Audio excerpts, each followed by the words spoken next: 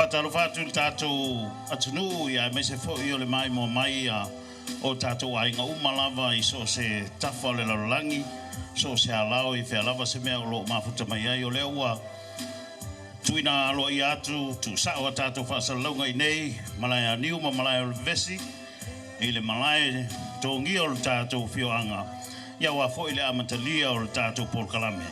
O temi nei o la tuina alo ia la vanoa, ai le I amatalia o tātou polkalame, whamole I tātou umalava o lo mai mo mai atunu mamau ua te tala nei tātou Cash App, ia whapea foi ia le tātou PayPal, I le tuatusi nā wai lunga o le tātou screen o lau TV le temi nei, ia mwhai o na whaawala mai ai ia o tau fuai I le nei vaenga o le aso.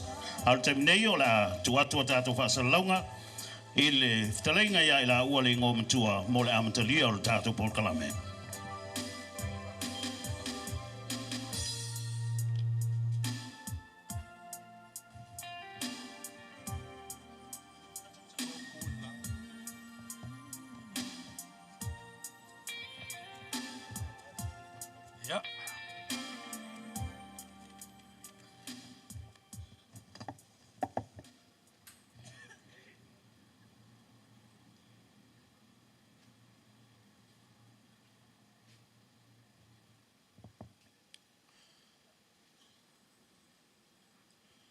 Utu pu pe ia upu ia upa ia Samoa. No nofo I whangu mau e peia le upu I tu ngā lama o malo fie. O pa ia wala o mamalu o popo.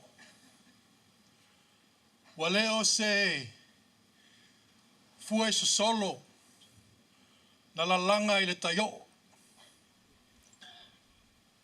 A o le la au na mawaa mai le amatanga e o atu le ngata anga. E le mawhai ona vaea pe suia I se wham talanga. Ai nunu atu, whaatini o tau sala, I lau fue loloa, ma le au fue afa, I o lato whaiva tau tala. Tau ia ina ia o pai I tūlanga wha lupe o tato wasu. I pa ia whale atua, sa whale atunu, o mamalu whale malo, tu lou na lava. Tu lou na foi, I le pa ia ma le mamalu, o le malai, o vevesi ma le malai ya niu. Fio ai le fionga le alo le salmasina ya sa tele. Suai mapu ya afe mata mta popo. Suai foi te tamaitai ya tau e wha. Pa peata ngaloa matupu I vao. Aela la tai il fetalainga ya ilaua ingoa matua. Fanga male ala o.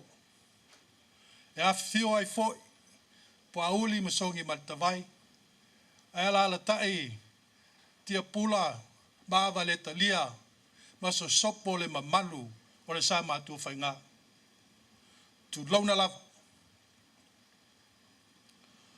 O te mwai whatalo whatu I le ainga paia o le atua au tau sungai whengainga nei a whioanga a o taulanga ola taulanga soifua o nei nu auto falitua fa pea e kalisia.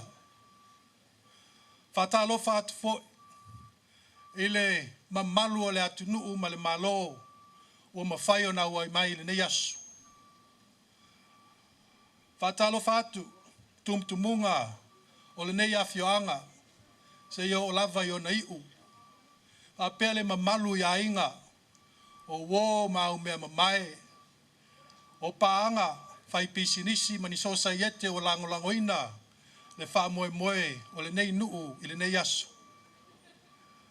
ai mai se tama whanau o alao o loo mai moa tapua i mai i le atu sa moa ma so se i tu o le kelope e ala i pe au ta whailangi ma le interneti. Ta alofa lava. O te ta ofi e le toi tau wha matalaina wa manino wa malama le mafuanga le nei aso.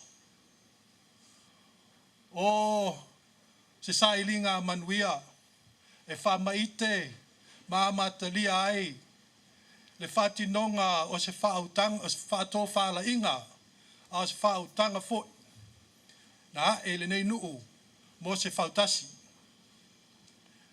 Ioe, a lao o le a whau whautasi. E mo mia na tātou ngā lulu e whaatasi i le loto e tasi. Tātou sa ili fia. Tātou sa ili i le loto malie. Tātou sa ili i le loto no. Tātou sa ili mo lou whaasino manga. Wa lao e pele le anganga. Ai mua na o tāpaa au tau sunga i whengainga. Tau langi o nei awhioanga. E i tātou mua na sa ili e le atua le puna o whaamanuianga. O le puna oa. O le puna vai o le ola. Ma se ave se whawhetai ma se whaamalo.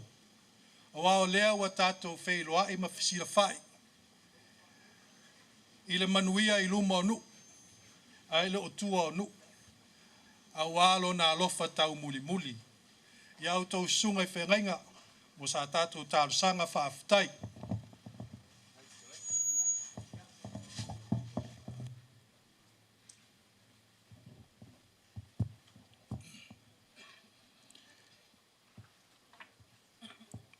Ai le i ave le mua ma le whaasangi le tua e ou le aso. O te tu lai ma le angang whaaloalo. Whai e masui alau whai ngā ruenga o le tātou nuu. Se i momoli la palapa o malo ma whaaftaia le tua o le ola. Wa fua i le so. O te le toi pai pa ia o le afioanga. Lea ua umao na tapena whaafafine tō anga le tō whaene ngoa matua. O pa ia o le nusa o te whaatulou. A wā o pa ia mai le vavau e o i le whaavavau. O le asole nei na whaia i le atua. Tātou te oli ma fia i ai. A wā o le aso sa lupe. O le aso sa tau mate i le ete pe tua mania. Whatai leo whaalia le lofo le tua. E ala leo o tō soifua ma le tātou wola. Leo o tātou sangi ei ma le fia. Ua me e o tātou loto a wā o aina manatu. O ai foi na ilu. Tātou te au lia le nei aso. Upol fai salamu. Foi le tua le viinga. A wā e te tau mono mea i le tua. Le viinga ma le whane tanga. O le a tātou te tano. Na e wha maite i mea le lei. Sao mātou tā pena. Ma le wha moe ngai la fua i au a awa ngā lofa. Lewa wha lia le nei aso. Le lofa tu noa lau fio ma loa lofa muti vale. I na ua ta ina mailo lato soifua ma si o mātou wola. I le nei aso sa tupo ina. A leo va ai sulu le tino. Ma mato mata ile alofa tu no lao fio au mai aile ni lao. Se o mato whaaftai alo alofa. Se o mato vi i alo wanga le lei. Ai mai se o lo whaasoa i leola ma le malosi. Ua mato ai le lei aso. Le aso sa fitai tunga iai le pai o le nuu. Iona whaatumtumunga se iau o lava i whanau. Ale wa o mato mai whaatasi se o mato o pongi. Le wha moe sa loma. Ina ia tingi tau lau. Ai la fuai mea umai lo alofa tu noa. E ala i lo lava nganga pa ia. E ta ina i mato umai le ne aso ma le wha moe. A ni o mato se sema ni a leu. Ta malo fai se e lofa. Wha mangalo ia te mato. E ala i le toto ma le tino pa ia o Yesu Keriso. La fuai mea umai o a ao. Ina ia ta ina i mato i lo alofa tu noa. E ui lava i fia le tino. Ai au noa ma lau o fio. E le tau lau o le wha moe. Ma le i umea i lo vi inga. A wao oele atua na e wha maite i le ola. E ala i le fia o mato a nganga e o mai whaatasi o le nuu. E tasi le loto. Tasi le fatu. Tasi le wha moe. Ina ia tingi tau lau. Wha moe nga mo le numanai. Ai ata e ao o whanau matupulanga. Ina ia tutu whaatasi. I le loto e tasi e whausia e lau o fio. E ala i le tumutumunga o le anganga whaatuatua mo le ola talitonu. Ia Yesu Keriso le whaavai o le ola. Wa mato utatalo. Whaatasi mai lau o fio e ala le nei wha moe. Ina ia i umea umai lovi inga e whaavavau lava. Ono Yesu Keriso wala to elo matu tatalo. Amen.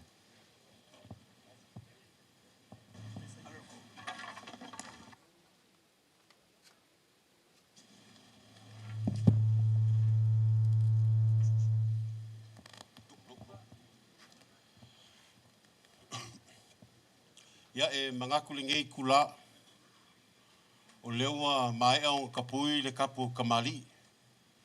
Ka oko foi le fikalainga le ngoa mkoa. Yu kaku malai. Na vanga di mai wha moe pe unga yelinge yaso. Ngaku foi lele wa kaumua.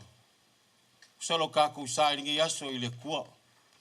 Lele wa mai au nga su i le lauka. Ka le falka masala le kua o malo. Mai au foi unga wha malele le kia. Ai ale kua molongo finga ngalo linge kai au. E ile kau finga fa pengei so po aku ko fa ni ngam ku fa fka ya ku lo sunga fa fenga nga kaulang sikia tele o fa fonga le ku ngi ku la ale ka ku fa moi e ile o kau finga sau se kemi o momua ko yo o aku sa ma ku fa mkalanga ale ngi yaso mar ngaluenga fika ku nga ile o sunga fa fenga nga me se ya kaulanga so fo fa yon ka ku fe lo ile ngi yaso ai ile kau finga la nga ngofo ai olo ku langa kemi o ka ku fa moi le foi fa malu mai le sapaki a kai au e ole ala le ngi i kopelau pe kau fai kalanga ile kaku kaimi ya meso le kaku fa moi ya e ile kau finga ya ole apapa ave lor kaku fa moi ole kala sko ingo ke pula file mu pe ole lupe e fe ai pe ole ngaka alau fai le mu o fai va ngi yas mangui el fai va kaku ngu pa pese la ngonga la kaku singa pese le fa ngo fo file mu ai le kaku o fia me se le pai lau whainga luenga, ia avaku le singa vai malu, a mai a o ngā kalalo, ia leo le kako wha moi le sau nguanga le whionga le puauli.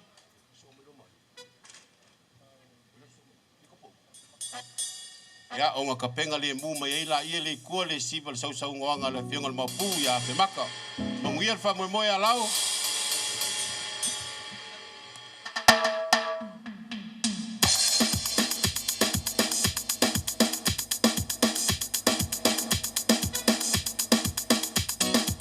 Alô? Hey, hey!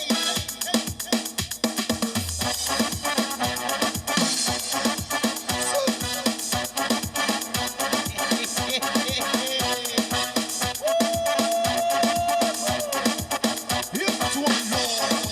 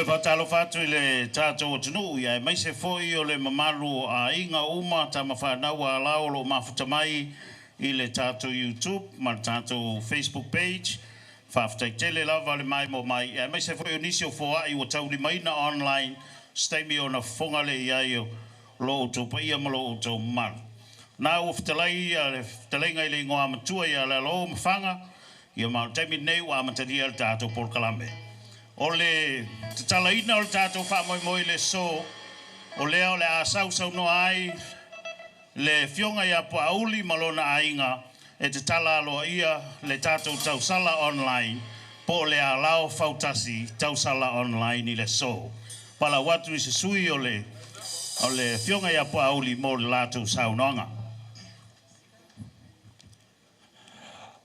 Au ki manga kua oma ku whala le lafa mo mua ngi kai au pe o ka le fonga ngai sa whaka. O oma papa o inga whakupe mule pa i o le aso, ma le whiloa inga. O le whekala inga fo e ngoma kua waki malae, waki laki. La whakurima la lupe o ke kalkongo malu maungu le fonga kia. O oma whainga alanga inga, ngalu al whafkai kako kamai langi sunga al whawhenga inga. Ai, kaukala lawa whalaolo ma whai keke whai au masui la ingo o Pauli e whalewa koe se mako siwa ngi aso ia so se I kula walke lope a whapeo ko whafonga mai se a lao po oe iso koko Pauli e ke ko kuli lava ma se su elo whamalama mai kilo mai malae lea o malae o vivesi mai malae o angiu a whai e ke le alu le PayPal, lafo mai ko ka vale, lafo mai ko mea fale, en fain fale, ukupe uma mea ngā a warsi warka ko ainga. Ya, o mai la.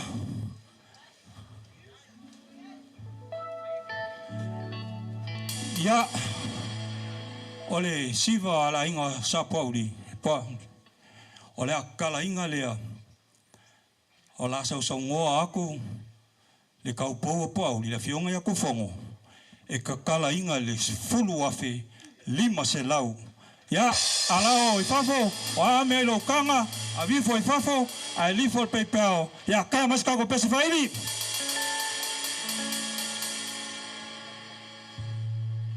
Ia nau whafonga ia il tātua tunu e me se fo ia lao lo mafutamai tapa e tia lo langi o le nā ua talaina ma o le a talaina le sāsanga le fionga I le puauli I le se fulu afe lima se lau tāla. O stasi o tātou fuai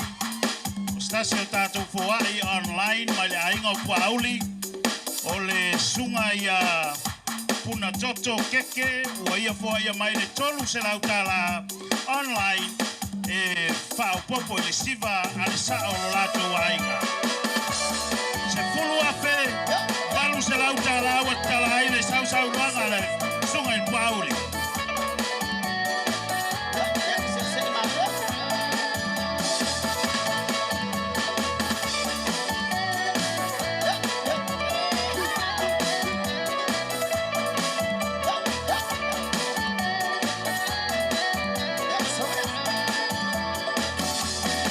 Oh, I love you.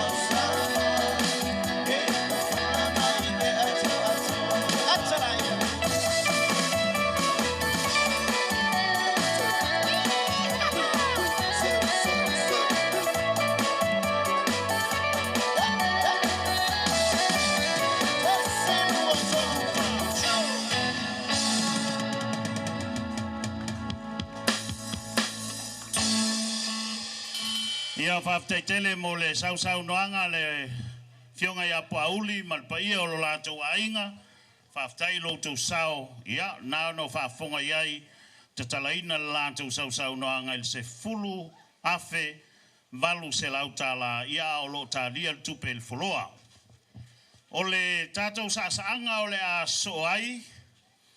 O le a tātou walo atu i le sausau noanga nei le fionga ia tā popo malpaia o le ainga. A mai al sausau noanga nei le fionga ia tā popo malpaia o le ainga. Ia ona tātou atu le vavai foe i se tasi o whawhiawhianga o tāpena ina mo le nei vaenga o le aoli. Ai moi la tau lo mai mo mai online whamon mole e manaia le whamanino le mai o lo suafa ia o ai anga i ai lau donation il nei aso ona o mātou mo le mawina lava le pisi mai o le tātou laina il taimil nei ia i la tau o lo ngā lue. O le whawhiawhianga o le aso ai o le sausau noanga le fionga ia tā popo malpai o le ainga mai a leo na so mai ai le tua ma avale talia. Ia mai al sausau noanga a le ainga o avale talia ia ona tapena mai leo le sausau noanga le sunga le whawhengainga o le kalesia e whaka asa ia lau nei le sunga ia Reverend Besamino. Ia, o le whatulangana na tātou pesa moa whamolmole le whaili sausau noanga nei a le whiunga ia tā popo malona ainga. Wala watu se sui o le ainga o tā popo whamolmole. Ia, sumai nei mo le whalau loina o lau tau sasanga.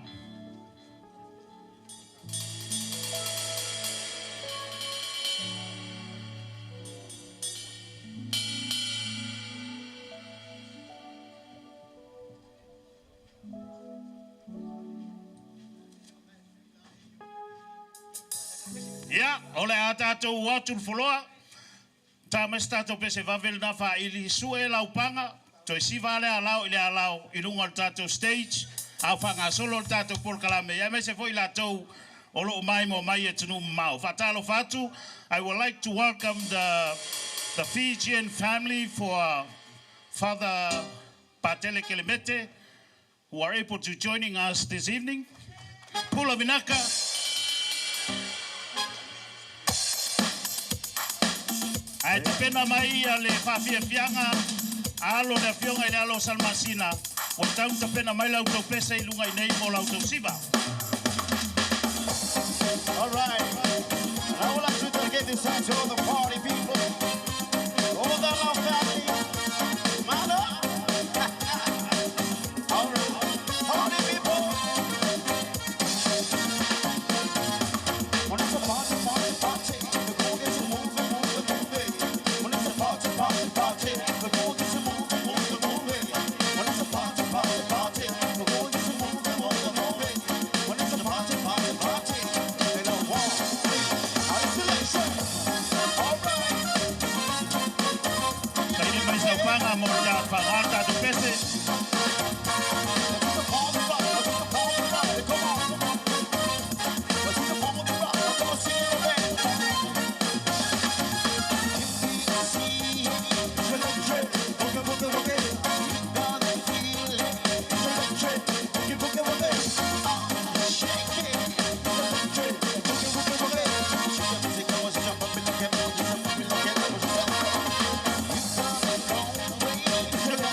We'll be right back.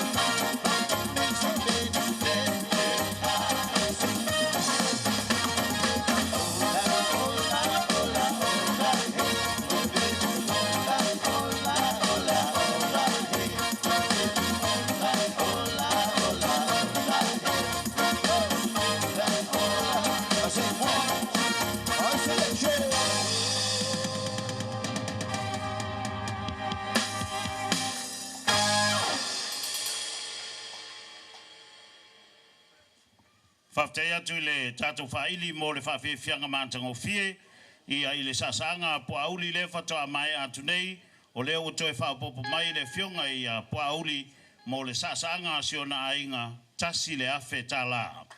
Whaftai le anga lei, tau aoina le komiti, ma stemi o na whafonga le iai ilo o tau maa au. O le sasanga ma le sausau noanga o le aso ai, ia o le fionga i a tā popo masiona ainga. Le avanoa nei e tu atu i le fionga i a tā popo, ia mō lana saunoanga. Ia e mua ngō whawhelo ai aku le pa ia ma le maro le awhia kusai fwoi ma ngi wha moe.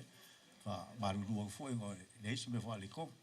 A le siva nge ia le avangonge la ingo saka po o ai lava se ka popo ngō fwoi nge ia lao ngō mao lo wha mai fwoi ma kakangai mai. Ia al kako siva nge ia kilo lunga lau screen o le live. Ia la fo mai ngai mea ngai la o le ka mawhai whaukasi o kako ngu. Ia whamawhakai fwoi seo ai ngai ia lao i sa whaka e mo ia kale kiki. Ia ale i o lea lawa lo lei me uma e o fwoi le. Fio nga le sunga le alo sal masinga e sa kere whaka kere lawa mo me uma. Ia o le fien kosi waha fien fupere ta ema kosi. Pasau le whai le. Ka kia. Vale, eu fico de 8,000.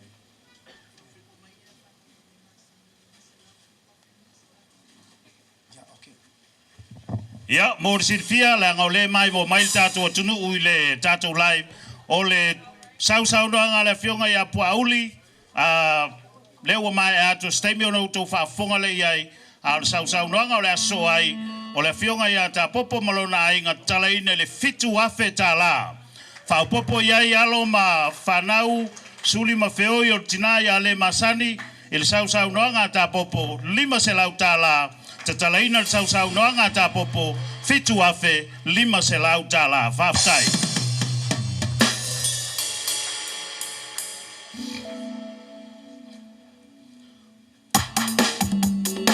Stawia!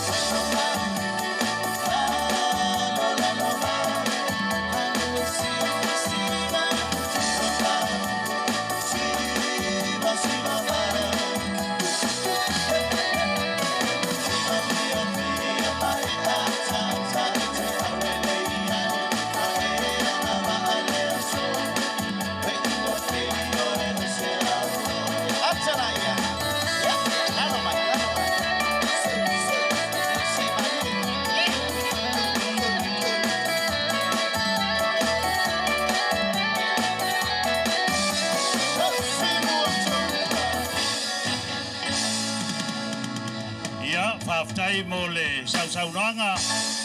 Ale pionga ia ta popo malona ainga. Whaftai foi whamasa sau i lau fionga. Ia e mai se foi le paia o le aua iuli. I le nei vaenga o le au auli. Steimi au na whonga leo le tātou au fia foi. Ia mai se o tātou tau ainga online. I le maau o le ainga sa tāpopo ma le paia o le ainga. Ia wafo i le sau noanga e pei o na ua forosia i Malaya Niu ma Malaya o vesi nei vaenga o le uli. O le sau noanga o le aso ai. O le a sau no ai le tofa ia avale talia ma le ainga sa avale talia o le tātou nuu ia lau nei. Lau tofa ava ma le paia o le ainga. E uilava e leo i nei, ia o le avanoa nei mo sui o loutou ainga. Au a foi sau noanga. Ia pos fitalainga foi, ia e le whaia lau tou siva i le nei vaenga o le uli.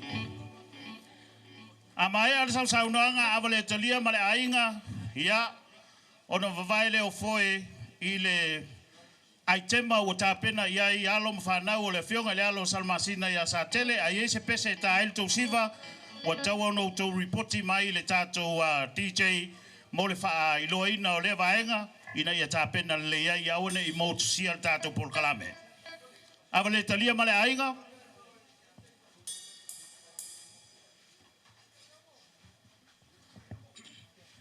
Ia, whaftai lewa mo le wanoa. A vea ia lau leo whatau waa e whai masui smato a ina. Sa a waa.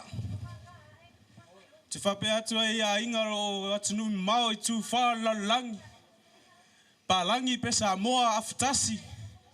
If you're listening, tuning in to our live, please, tongi sau maa, send love. Kako a inga lingei, ia kako ngu. Lea ra whawhiawhia lea inga sa wa. Se whakarsanga vai lea ka maro fuyongo. Kalia rolpo. Ia, kako a inga, sa wia. Ia, whaftai fuyono. O le saanga por sau noanga le fitalainga ia avale talia malona ainga tatala ina i le 5 afe tala. Ia, o loo avanoa pea le ainga sa avai so se tafa lalangi. E mawhai o nei donate online le tato cash app. Ia whapea koi ma tato PayPal. E sanga whao kopo i lunga.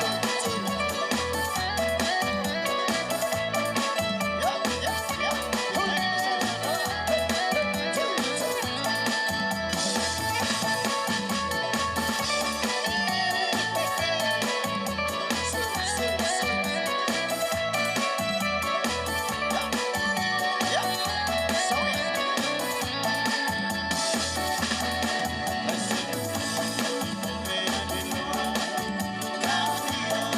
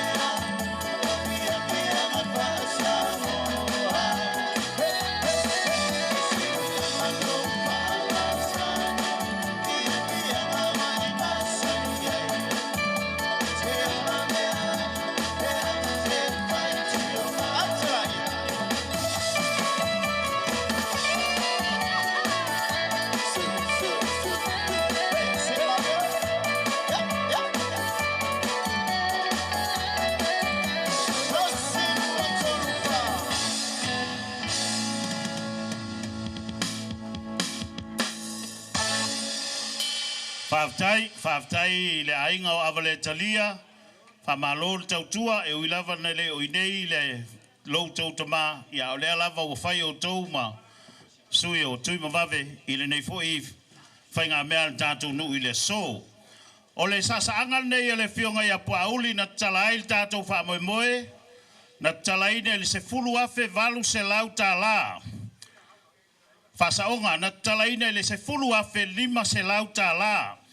O na sosoan mai lea o le tua fine ia puna toto keke i le online, maua ai le tolu se lau, o le whaupoponga se fulu afe valu se lau tā la.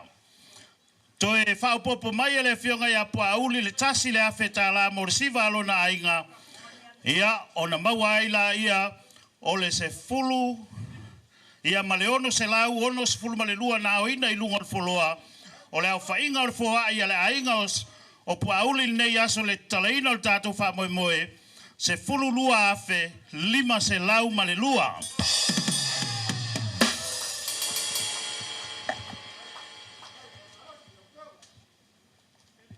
Se fulu afe, lima se lau ma le lua, ia o lo o iai pēr nisi o foa i o lo sau i le online il taiminei, Jacinta Puauli, mo le Puauli family,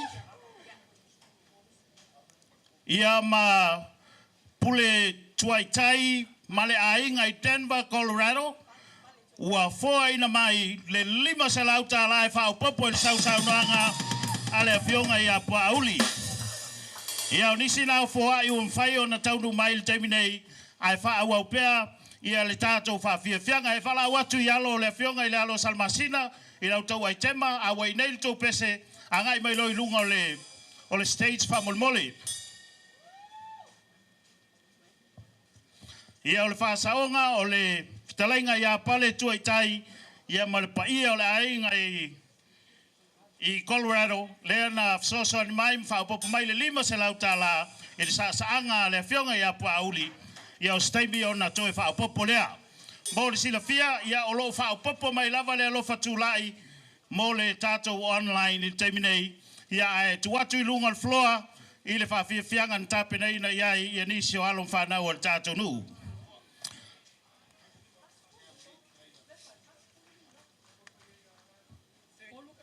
Mai ar saunoanga po le whawhiwhianga lea, sauni mai tua le saunoanga le sunga le whawhianga inga tau langi o le whianga nei, Reverend Pesamino, Malefaltua.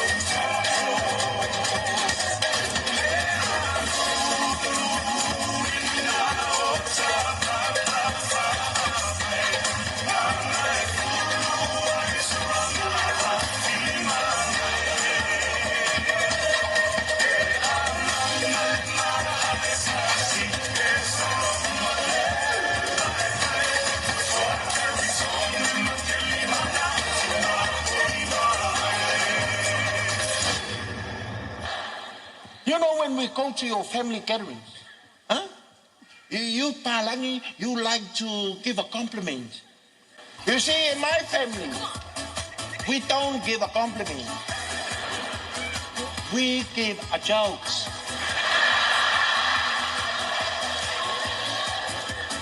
But you know the jokes? It hurts.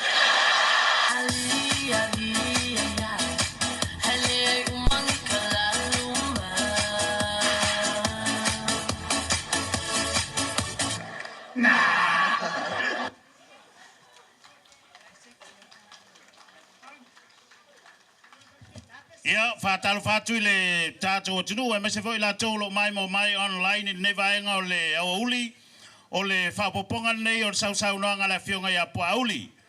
Puauli malona ainga talaina le sfulu afe, lima se lau, whapopo ia il tua fine ia puna toto keke tolu se lau, maua ai le se fulu afe valu se lau, whapopo ia le fionga ia iuli mai tula, e tasil se lau tā la i le sausau noanga Puauli, Whaupopo iai le fionga ia Puauli, tasi le awheta la. Whaupopo iai ma le mea alofa, Jacinta Puauli, ia ma le fitalenga ia pale ma le ainga i Colorado, lima se lau tā la. O leo whainga le tupe ua maua, i le taimine i sausaunoanga le fionga ia Puauli, se fulu tolu afe, ma le fitu tā la.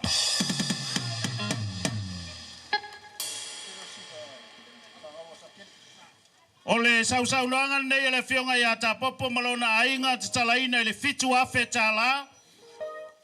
Whaupopo iai le aloma whanau o le tina ia le masani e lima se lau. Tupe na maua le foloa, tolu se lau ma le tolu tā la. O le whainga o le tupe atoa le sasaanga ta popo malona ainga fitu afe, valu se lau lima se fulu ma le tolu tā la.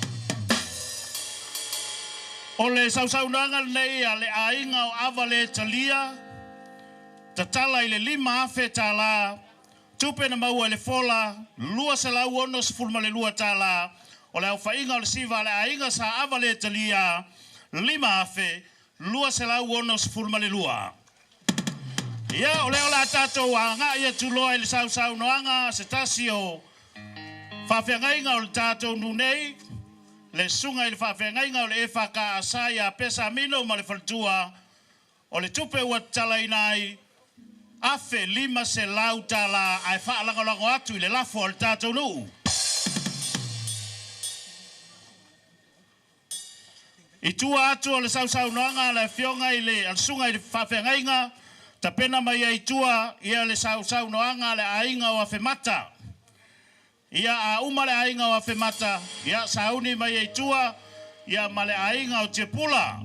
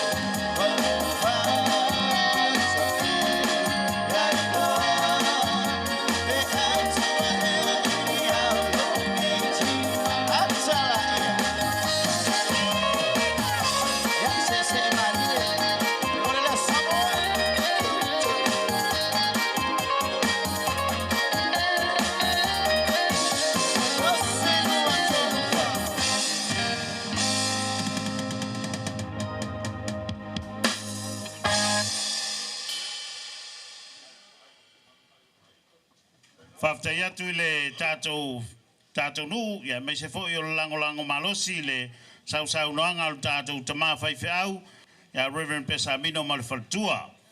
O lo to ia pele laulau, a o le fuafuanga lewa ia il komiti, e tele lava fo ai o lo sau online, mo I la tau o lo mai mo mai lunga o tātou online coverage, a whai e tele o whaafonga mai lo suafa. O le o mātou whātali o teimi e whai ele siva alo a inga I nei, ia o na mātou palaka ina lea o lau donation a ngā ilo a inga lea o lo sa I nei Amrik Samoa. O le sausaunoanga o le aso ai, o le sausaunoanga ale a inga o a whemata.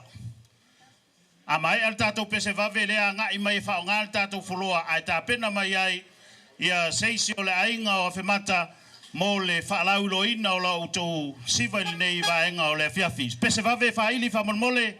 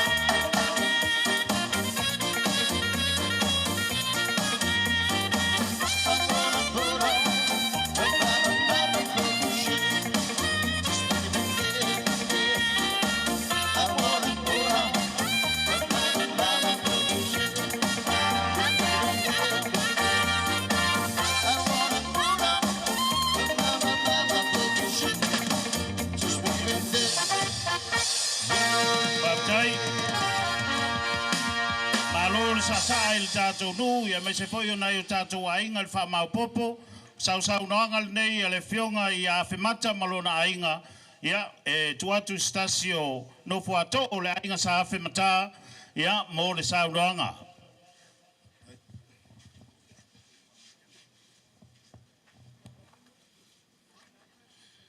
Paptai atu I le whionga e tau pau mo le avanoa, ua I tea mauna mongoa, ua whaila fo I le tau whai maunga o malaya ngiu ma malaya wewes.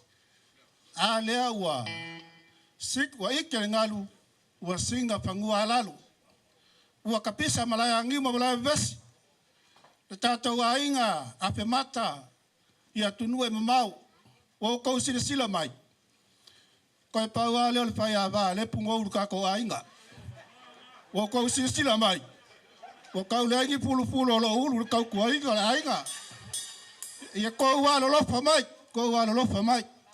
kau vai mali maua la pionga ya sakeli a ko le alo lo mai e ka penga le vai aso le la ako warul mako ainga ia pai o tata ainga ya tunu e mamao la foi ai ulungaru la fatala ula alo lo mai la se me u mi le monga ma tau tu ai nei fa popo mai na pai ai la so finangalo ai sa tele malonu ia manuia tata fa moi Whaftai, ia a mai ar sau noanga le ainga sa whemata, ia ona wala watu le, ia taupa umalo na ainga sa udi mai ei tua.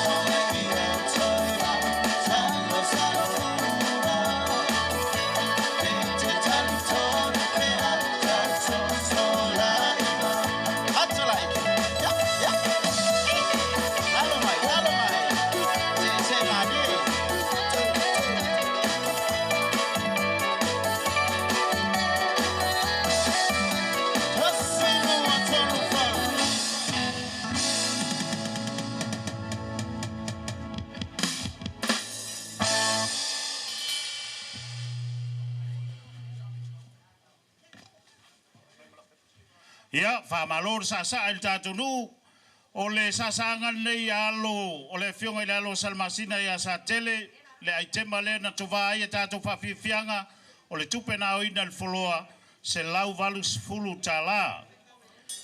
O le mealofan nei le fionga ia iuli, mo le mamalu o le tātou nuu ia lau i le fiomai o lau fionga sa tele, lau fionga puauli, ia mai se foi o le talainga i tapa ila o fionga i tapa au tātou nu ma lo lātou talalumanga o foi na mai e iuli mo tātou nu fa moi le so lima se lau tala o le whaupopo le nei na sau mai le tātou online i le so mo le sau noanga le fionga i a puauli o lo ini ma le whanau i a tauvale ma le whanau malava i Amerika, wa fua ina mai le tasi le awheta lai whaopopo le sau noanga pua auli, o lo me ia i pe ilunga le sau noanga pua auli le se fulu ma le whaafe, ma le fitu tala, se fulu ma le whaape, ma le fitu tala, whaaftaile anga lei. Ia, leo mai al sau noanga le fionga ia whemata ma le ainga, ia, o kaupa ue leo se matai o alao. Ia ena sau le whaatonunga al fitalenga ia ila ua le ingoa matua matia pula, ia matapa au o le tātou nu. E siva taupa u i le so. Ta tala le siva taupa u i le nā o le 5 afe tā la. Ia.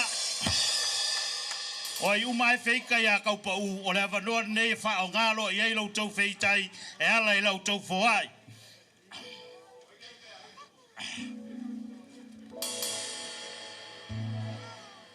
Ia, tā mai stato pese.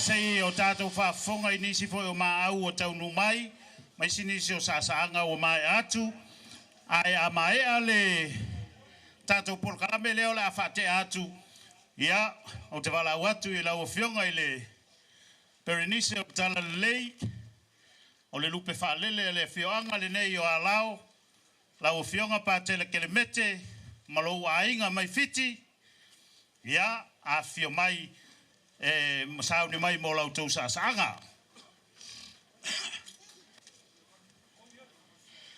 Ole sau ngal nei le whawhengainga le whakaasa, ia pesa ma le whaletua, tatala ina le afe 5 se lau tā la, whaopopo mai ai ia le whionga ia wholau, taua mai a neta te filo ma le ainga 2 se lau tā la, whaopopo mai ai le whionga po le Whetalainga i le ngoa matua ia whanga whiti sunia, tasi se lau tā la, o le sunga le whaiwhi au malolo, ia ma le whalitua, ia valo le sunga le whaiwhi au malolo, ia toni ma le whalitua ia valo, ia wafoa ina mai foi, le tasi le se lau tā la, le fionga ia pātele te mete, ia fionga ia pātele ke mete, foa ina mai le tasi se lau tā la, le fionga i le ia lio ma le ainga, ia sa tele lio, tasi se lau tā la, le ainga sa lio e tasi se lau tā la, o le tupe na maua le fola, tolu se lau lima se fulu tā la, o le tupe na mawhai o nā oina, lua afe, fa se lau se fulu tā la. Sau nanga le sunga le whaipe au.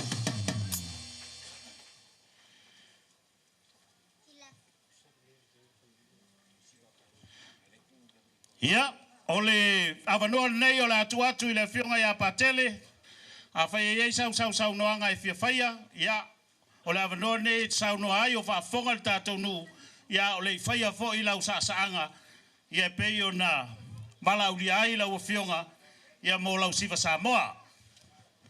Se o tātou whaalongolongo fo i ma vai whala, ma vai ia, lo tātou waso, i se whamanuianga mai a patele ma le tātou nu.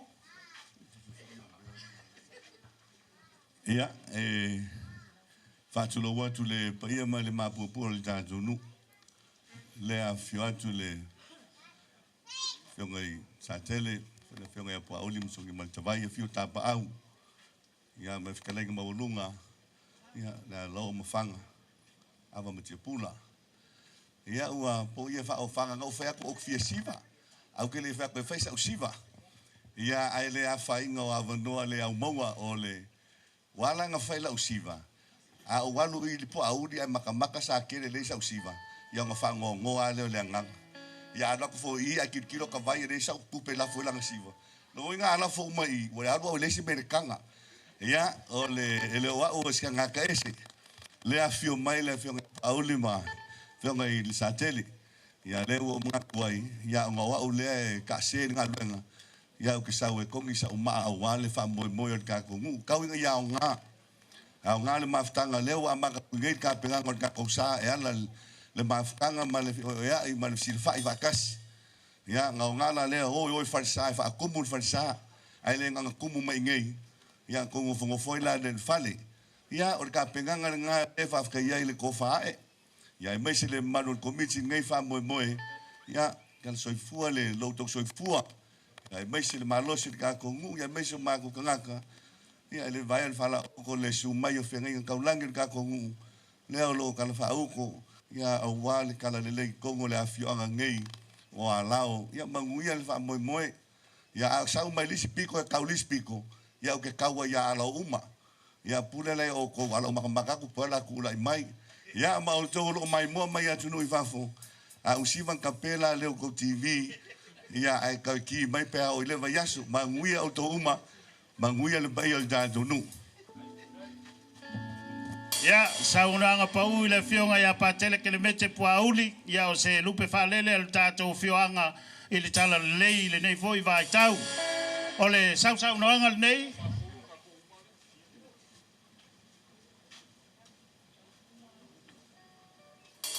o le saunanga nei al sunga le whawhenga ia Petsamino, lua afe whase lau se fulu na maua i le saunanga atoa, whaupopo mai le fionga ia Iuli, tasi se lau tala o le tupe atoa u maua le saunanga al tātou tamawhai fe au, lua afe, lima se lau se fulu tala.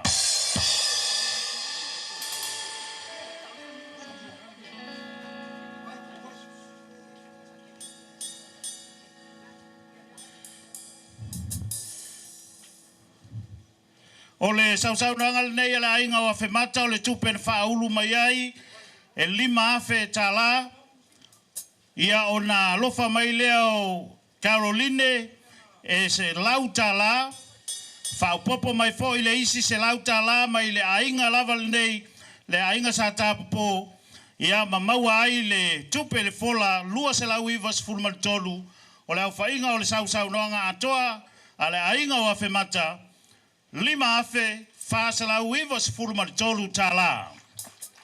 Whaaftai le maau, whaaftai lo tau anga lei.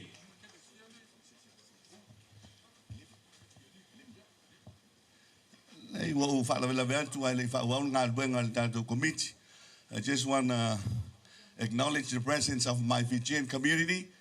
There's a Fijian Catholic community, yeah, and my Pula Club community, and also the Reverend from the Methodist community on the other side. So welcome you all to Alao, and thank you for your support. Mengai le ka nga kayo may umak nga kay sa payaw ko. Ia, tawai stata o pese whaili. Sau noanga le fionga ia patele ke le mete puauli.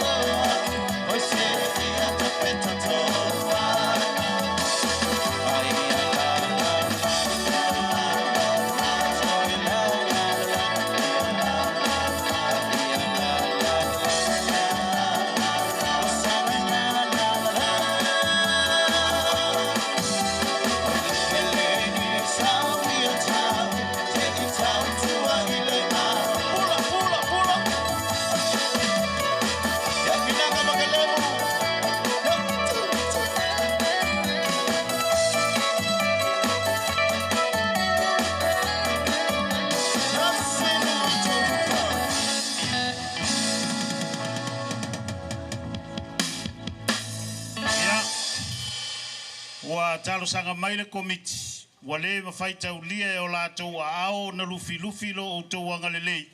Ia o le melea, o le a tātou pese vavelea su e lau panga anga ia ne lunga foloa. Ia e lui mai ai, tali ai le whaamao popoina. O lo o tau maau ma lo o tau milo sia.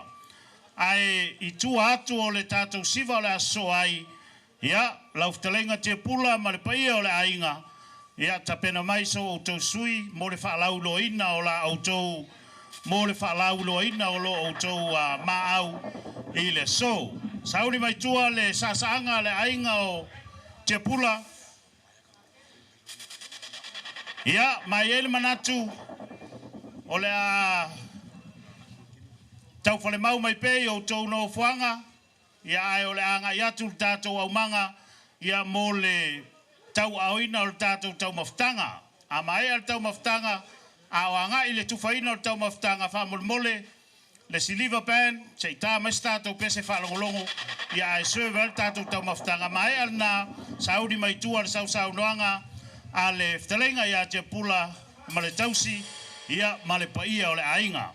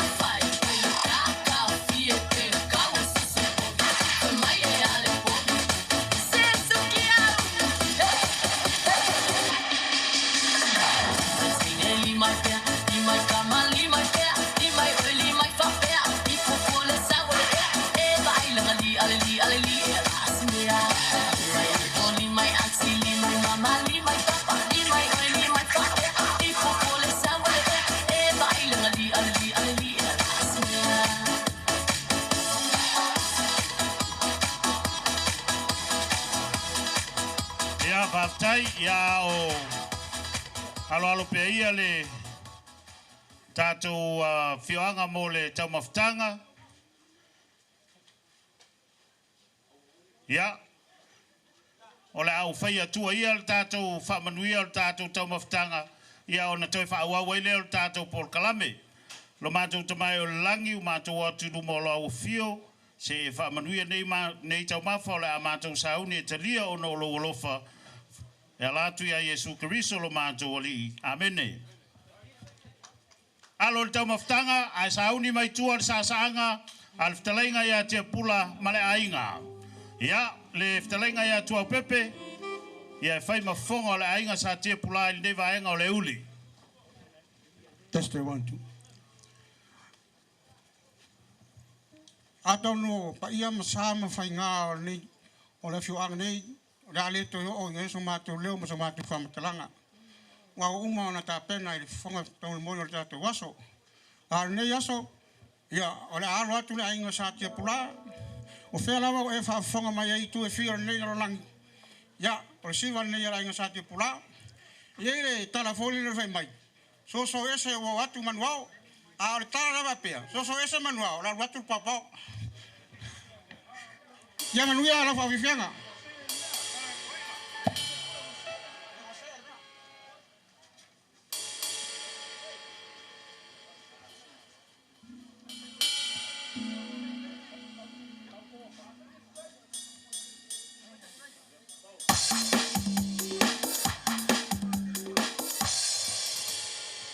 Ia,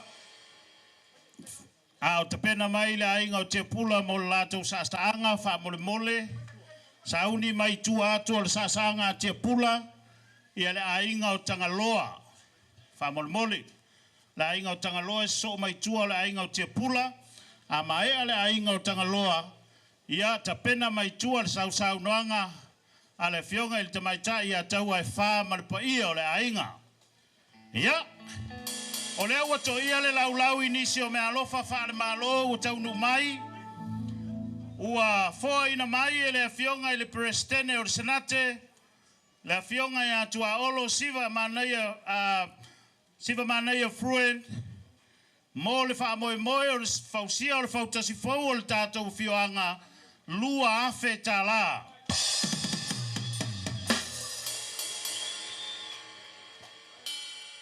Ua whaupapa mai fo i ele fionga i le presidente o senate ia tua olo le isi lima se lauta la ia mor sa anga tau pa ule na umantu nei. O le mea lofa nei ua tau auina i le fionga tau ala mai i le tātou nuu fo i fitalenga ia i la ua ingoa matua suo sa tele ma pua auli songi malitavai ia mai se fo i o le paia o talalu manga o le tātou nuu, fo ina mai le fionga le kovana ia le manu, peleti maunga, le mea alofa mo le tātou fautasi, mea alofa amata mo le nei lava taimi, lua afe tā la. Nisi nau fo ai ua mawhai o na taunu mai, ia ai wala watu i la inga o te pula, ia, whama sausawia, si liver bands, tātou pese.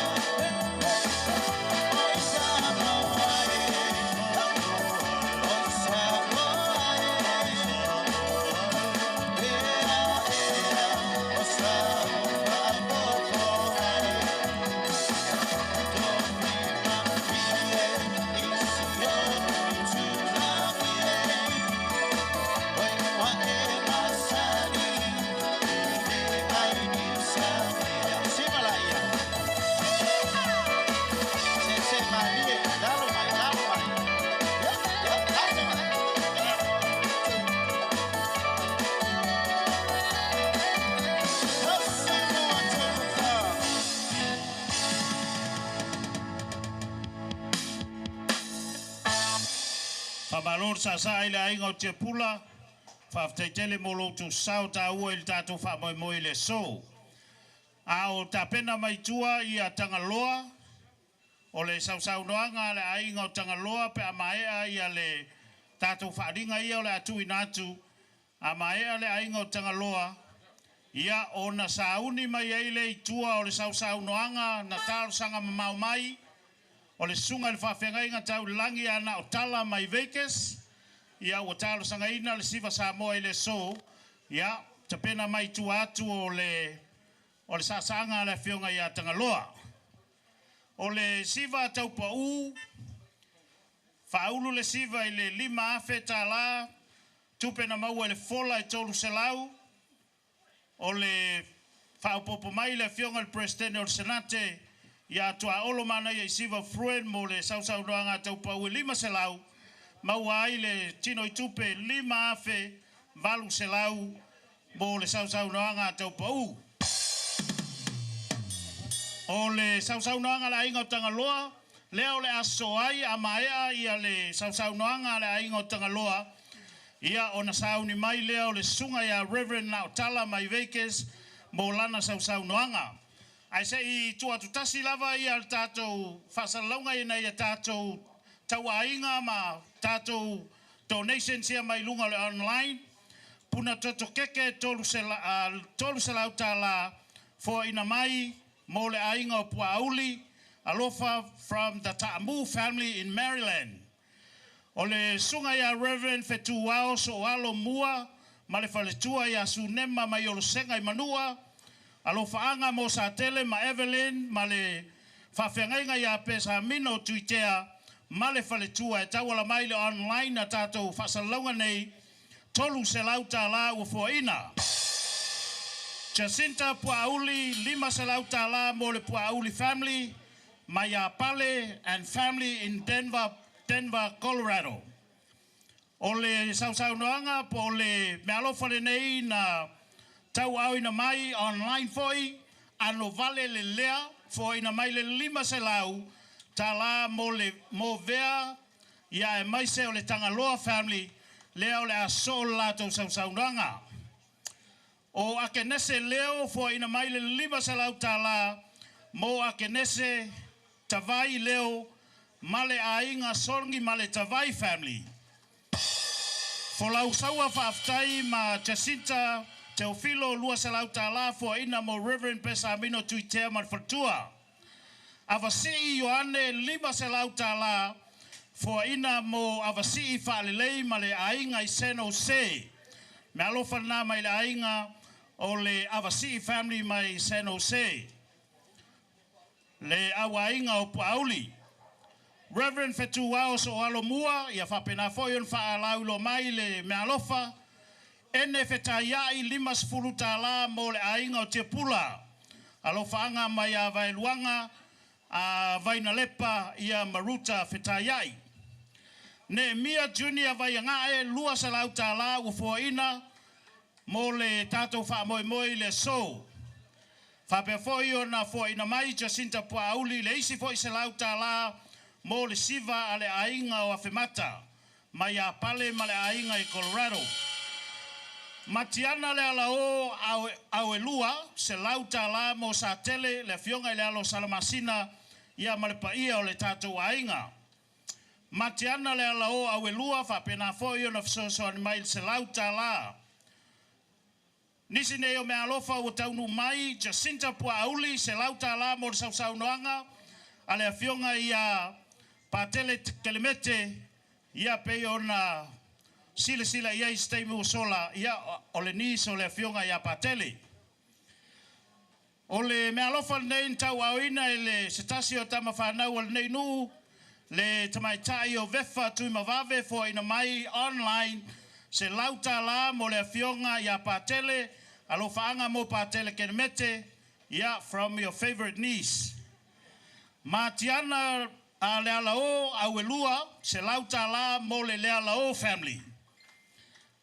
Whapea foio na alofa mai John Nicolao, Jacinta Puauli tasi se lauta la, John Nicolao mai Seattle mo le Puauli family tasi se lauta la, alofa anga mai ale mautui mavave, ma le siva ale whawhengainga ia pesa mino ma le ainga, ia va pe foi ma le sunga ia Anthony Leo tolu se lauta la mo Tony Leo ma le ainga atoa lave Virginia ia e au alofa mai ai mo sasaanga le fionga ia songi ma le tawai ma le ainga David Sunia foi ina mai le se lau tolu fulu tala ia mo siona anko o fanga fiti Sunia ia ole me alofa na e lua se lauta la foi o foi ina mai e le satele Victoria family. Ia o nisi nau wha o tātou me alofa online mo whai on taunu mai le whionga ia tangaloa o la o tau sa anga le nei. Leo talaina le sau noanga le whionga ia tangaloa tasi le awheta la Yesu ia le ainga o tangaloa i nei. Ia. Talainga ia malanga, tasil nei no fo ato, fa tuaina i le ainga o lo i nei.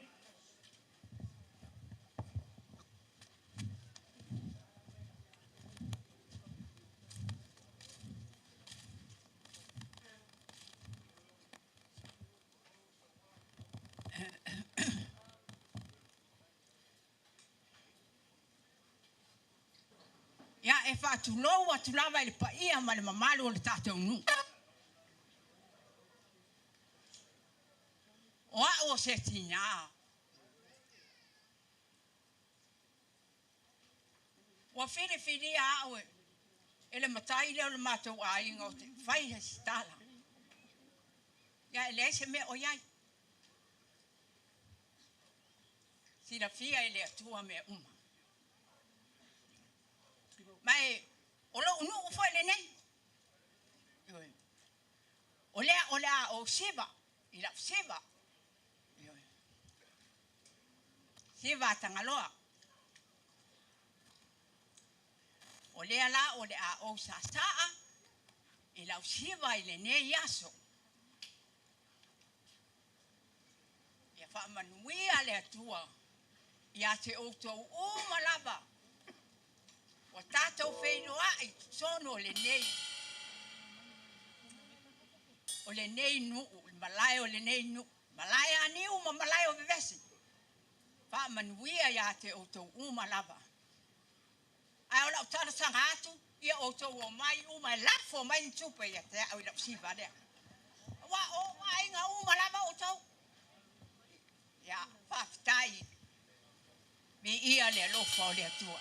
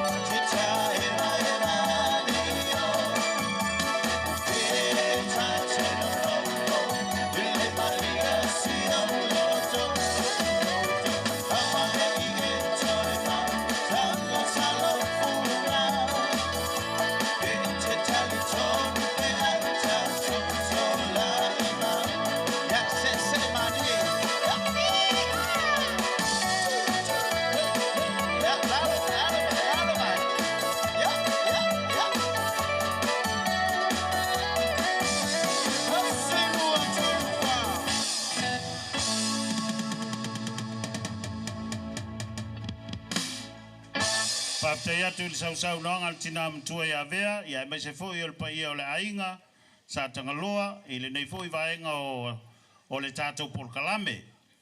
O le sau noanga o le aso ai, a o ngā lue mai pel komiti le au ina mai o le seleni lungo le fola, o le a sau noa ai le sunga i le whawhengai ngai a Reverend Nautala.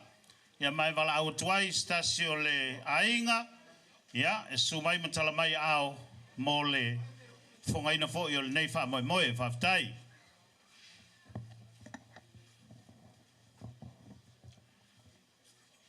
Ok. Ngā i whaakuro wak pēa i o kou pa ia ma o kou mamanu. Ma o ke mga ko fo i pa ia o le aso o lea ua mai au ngā kāpo ia le fofonga o le ngi aso. Ma o le ale ko o iai se leo o kumanu o fiakau. Aor kuna iaku i lau wawa malmingao e whai masui po fonga foi ia mākua marolo mang malo ia toni na otala matfatua ia valo. Nge ke wafsip ia po leal mafuanga o mākua whale malolo i nge i a lao. O le mafuanga onga ainga. O ngā ainga i le fionga le alo salmasinga ia sakeli. Ia ai kai ngange foi o ngā ainga i le fionga ia pua uni. Ia ai mai se foi. Ia la nua alo lea fionga ia songi markavai. Ia malfarkua ia maa. O le mafuanga ngā. O lea ua o ei se mangaku. Ia kaulawa ngā kongi se la sau i ngei le wha moe moe le a fioanga. O le ki ngā malolo ia valo. Ia o ia or kenge o le mokusa. Whai mai, sa ungi fo le vii o le makasawa. Se sa saa iai o ia wa lenga magmalor ku unga lea kwa umakngei. Ai kanwai, e maalosi lavar pikangar ka malolo magmalo ia ngaukala. Ingu uli. O le mafuanga larnga, ia ka oko mai alo mga o tina, o le a e sa e le vii alo le, manulele o tausala. A iei langi ngu uli ngei, ia o mai e fsoswangi. A iei foi, ngi mangua ngei, ia o mai e lalafo. O le malo lea kaukalaku, o le fankongo, a iei foi ngi fankongo, o mai e lalafo. Leo le asau ngoa aku le ki ngā malolo. Ia mawhakai ka i aku ia ke o kou a lao le a longo le a foi e kau ngā loailo o kou sa. Ia pia mae ale kulango le wha moe moe le whausanga. Ia whaili ia o le vii anu uli wha moe mole pol manglele o le kausala.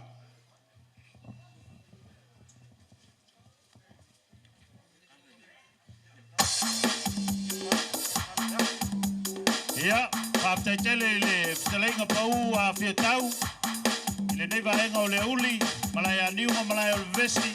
Tatala le sausauruanga a le tina manu malo ia nautala ma le sunga le pepe au. Ia i le tasi le afe tala. Tawia!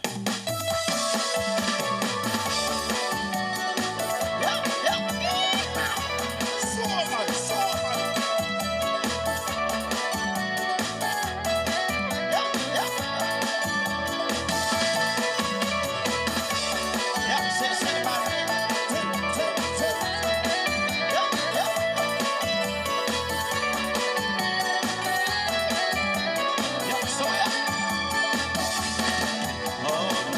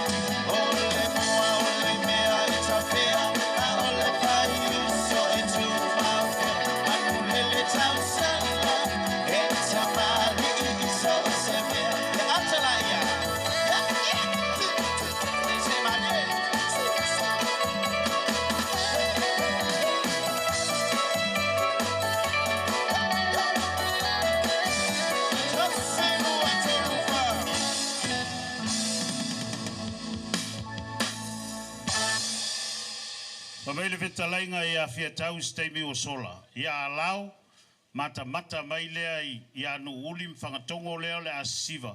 Ia o atuaile a pefoi o loutou sa lea la afau. Pawa leo si me fia whaasao fia tau. O le vaa o nu nei ele tu ua sami a ua mua. Ele i faua foi se lau papa se tasi ele i fataua se lau papa se tasi o le vaa o nu nei. A leo mātou iloa o musu mai le tua e mua le tau vaa le tau sangfou. O le sau noanga nei le fionga ia patele ke le mete. Tatala i le 5 afe ta la. Soson mai le fionga ia satele le alo salmasina tasi se lau ta la.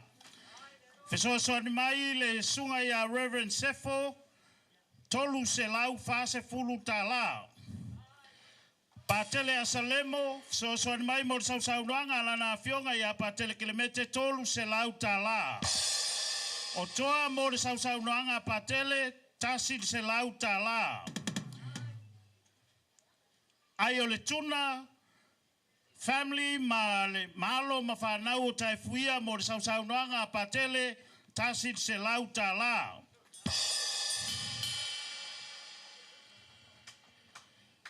O le sau noanga le nei por sosoani mai le Pula Fijian Community fitu se lau ta la mo le tatou whamoimoe. O le mea alofa foi le nei mai le Fijian Catholic Community mo le fionga ia patele fitu se lau ta la. Sosoan mai le fionga ia puauli i le sau noanga a se alo fasino ia te ia o lo il tala lei le fionga ia patele 5 se lau ta la. Sosoan mai le fionga ia songi maltavai malpai o le ainga il sau noanga le fionga ia patele 5 se lau ta la.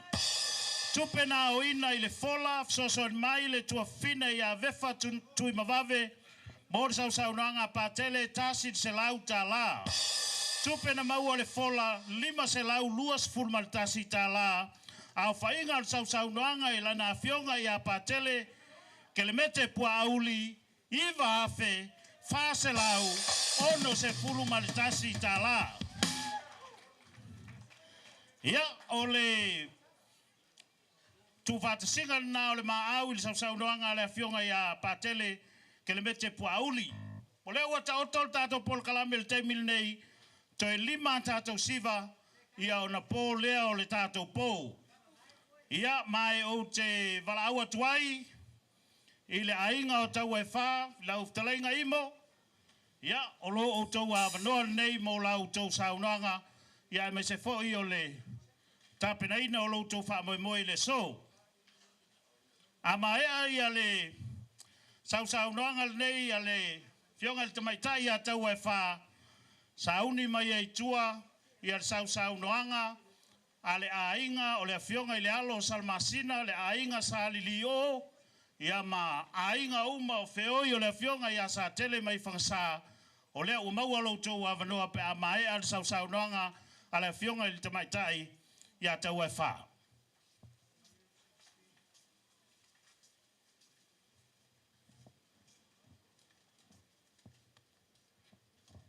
Ia, o te manatu o la o le toi whalo ina le o whaloloa. O tau sāma o tau whainga, le toi o iese whamtalanga.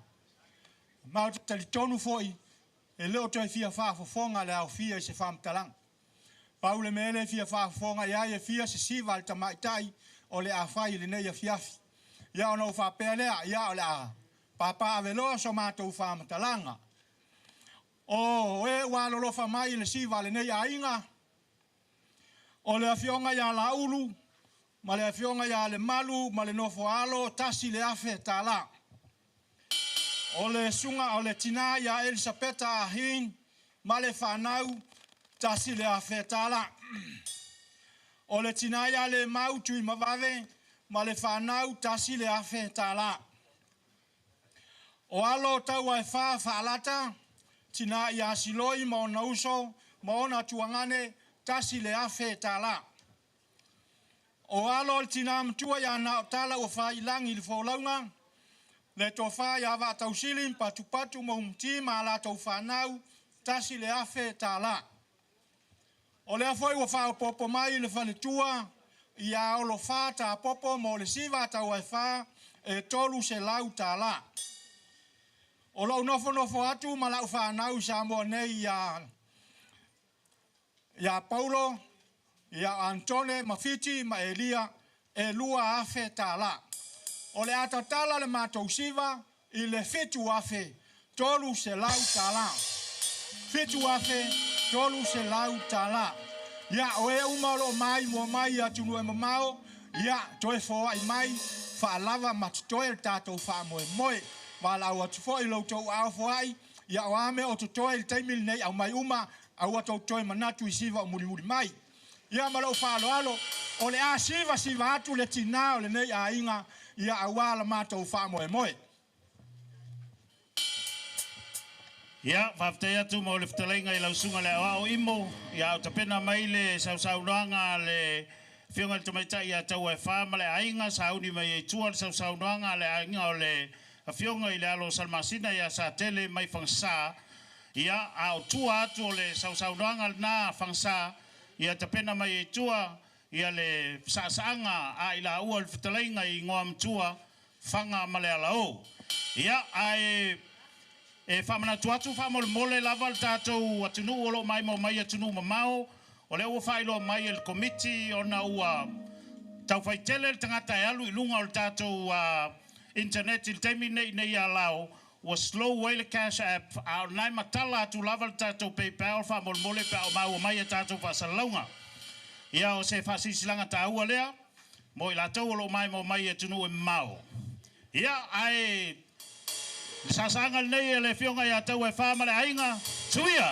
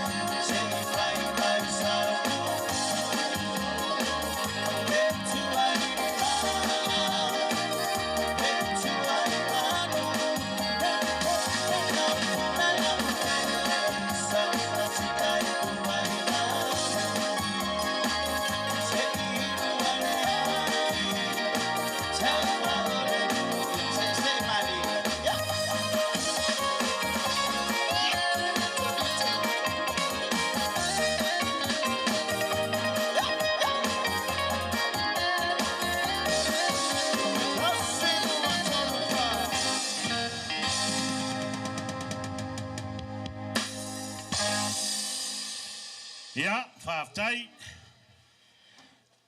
Tai atu le tira matua mo le sausaunoanga ia me se fo ia Nā inga o tau e whaftai tele lava molo o tau sao, sila le whonga o le tua I lo o tau whoa I le nei aso. Staimi o naftalai leo le whionga ia ila aua ingoa matua I se mtu pala o le tātou nuu, ia leo wale o tau mau staimi o na whamai e ina leo le tātou whamoi moe. O le sau noanga nei ala ainga o tanga loa. Whauruina le sau noanga le ainga o tanga loa le tasi le afe tā la.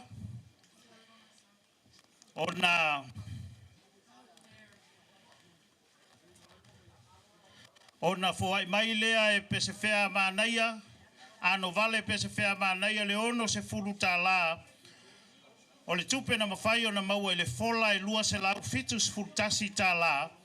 O le tupe atoa na maua e sa taanga le ainga o tanga loa I le so. Tasi le afe, tolu se lau, tolu se fulu ma le tasi tā la. Tasi le afe, tolu se lau, tolu se fulu ma le tasi tā la. O le sau noanga o le aso ai, ta pena mai tua le sau noanga le tātou ainga o le whionga le alo salmasina mai whangasa. Ia ai wala watu whaili, singa mea vave ala ngā sakasi. Sei tau whamalosi e fo ia ao le tātou au fia. Ia on ta pena mai lole I tua o sasaanga le tātou ainga I whangasa. Whaili whamolmole spese vave astasi. Su e lau panga lunga le foloa to e tolu a tātou siva Samoa, tau a lunga le tātou whamoimoe le afef nei.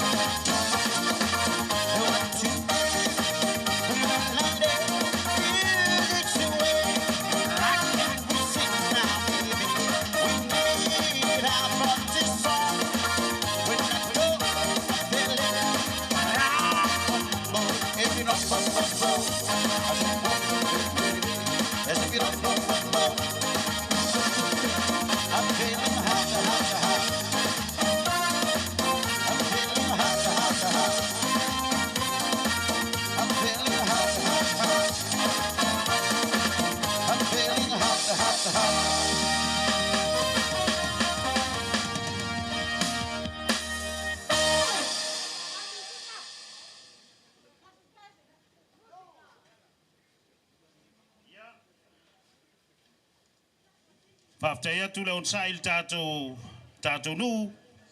Ia, o leo te maulava steimi ia o na mai a leo tātou wha moi moi. Au tāpena mai le tātou ainga whakasā. O le sau noanga nei a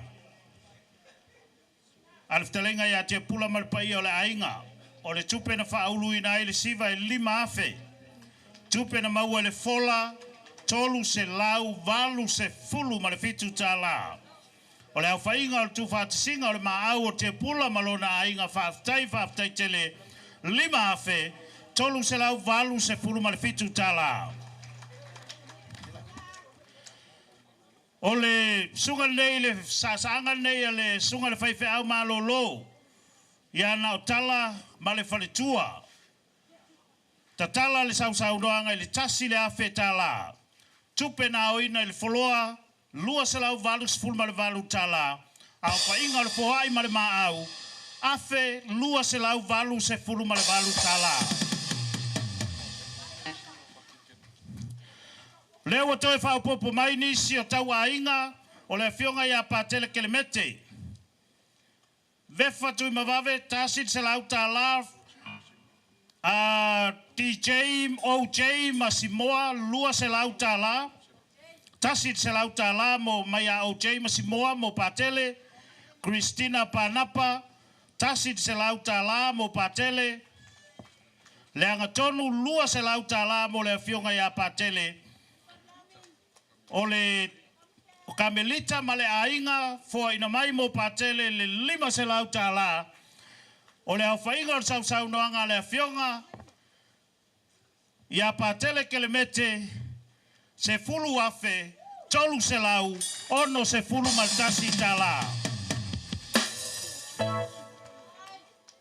Le foi o whaapopo mai ia tau Jay Simoa, Masimoa mo puauli li si valainga sa puauli. Tasi le se lau tala, tupe waoina e le fionga ia puauli malona ainga, se fulu ma le whaafe, se lau ma le fitu tala. Ia, wala watu i lau talenga sa vea, ia, mo le saunanga foi al tātou ainga mai whangsa. Ia, whafkaile, sunga i kaupau mo so mako wa vangoa, whafkai foi pa i o le kakongu. Awalunga ia se lele. Kai kongfo la le ko kolonga umlope ke ko kaya le ka fai ko wa lele wa pau ma malu le so. Lele foi wa ka oko le paia. Le fiola wa fionga i lalo salmasinga. Su ma pu su foia pauli masongi malkavai. Su foia ingoa makua. Malu lava ile sama ko fai nga sa ole au ya pan malu le vai fango ke le wa ka ko malai o anginga ma malai o ves kan kongul kaufi nge fisiringia po ai de wa failo ole se kam fainga nge ya la inga sali o mai fangsain me fiai ko fia suai makua suai le usoli ia pui la ko kalainga ko fama o pui aki o fanga sa ole mako wo mai o lele wakapisa ka failangi lele foi wakapisa kulimango e fala langi tinga ngalo le alo salma singa ka pau mainga ai mai se foi pa iol ka ko afioanga tia si ilo sai kai le lava se ka mau ainga le ala ngalo le mai o mako wo mai su mai le usoli ia li fa malulu aku sa kele pauli mal ka ko ngu wo ko le sila ile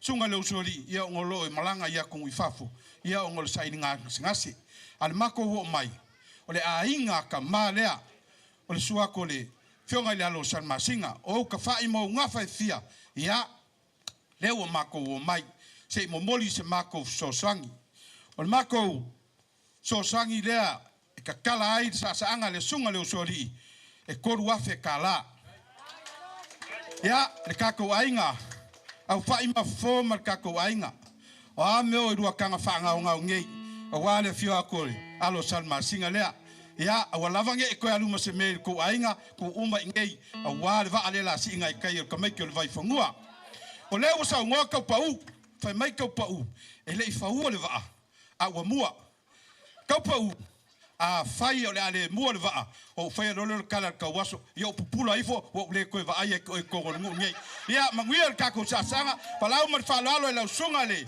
alo san masinga afia maya ke sa langa wole ngai le ia ai afia maya ka ko ainga upo vau ia o mai sumai ngai kala ka ko siva sidiva mar pen ia o le kama nga mua I malai wharufangi ka ifo se o mako si sivai mat whaalo.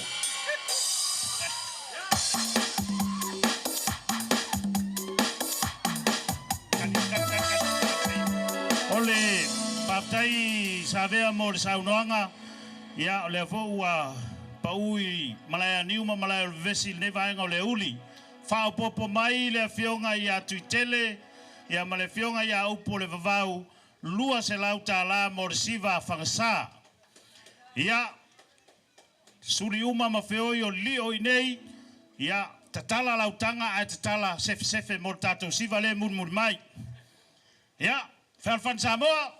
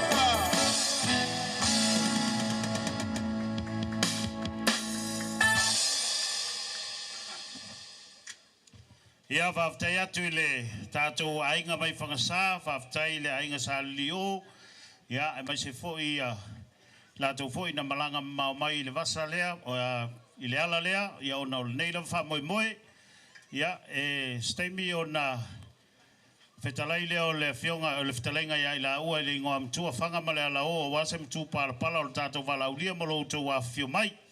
Au teimi nei o le whaasolonga o le tātou polkalame, o disi nei o maau o mwhai o na taunu mai o tāpopo.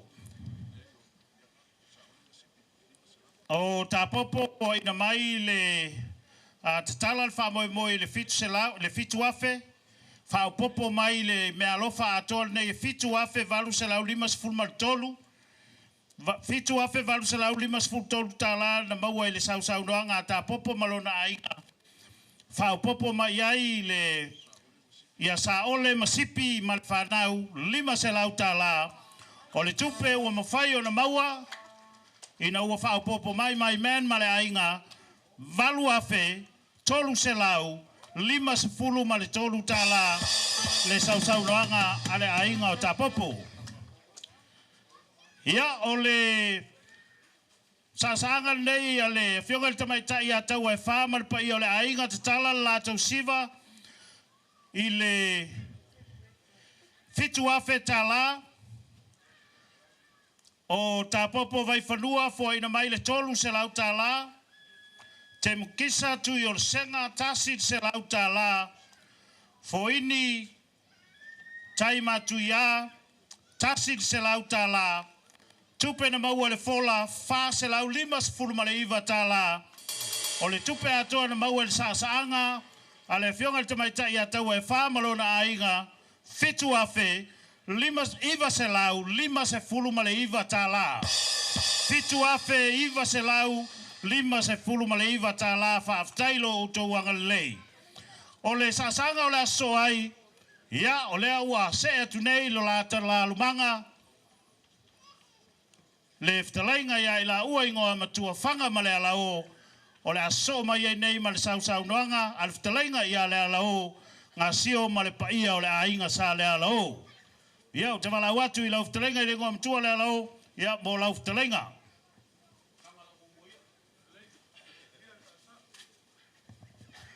ia whawhikai ka pa u mo le awangoa ngi kula o le aso masalo i le koe whakilesi whamkalanga o lele mo mai o suaki la ula pauka ma la ula pakai pa ia mal mau pue fo le kako waso le suaku la fenga le kofi le kua ia le ko o ia se fam kalanga pa malo long sa ka ku ka ofi o vela fo il fala le ko kala i ku sa ma ku fam kalanga a le nga fa kai mo ngi e bangoe ko ngi fo se ma a fo le fo kanga le kako u long ko fa mau ia mal ko fa saidi hei le fo fanga fa pengi ngi kula ia ko lava mar fa lo alo pa ia ainga suri po fea lava o e sirisila mai e me makamaka mai mo mai e ya lo o le kemi o le kako siva fau ma soloi la ingo la lo i Amerika ma wai ma ko lea ma ya pangi ya o kere o mai ngere ya ske fonga vi mai ya e la fainga a fai o e ma ua mai le ngai fa sa launga ku sa o ngi ya lau ma la ngi ma la o bebesi ya ka wal makamaka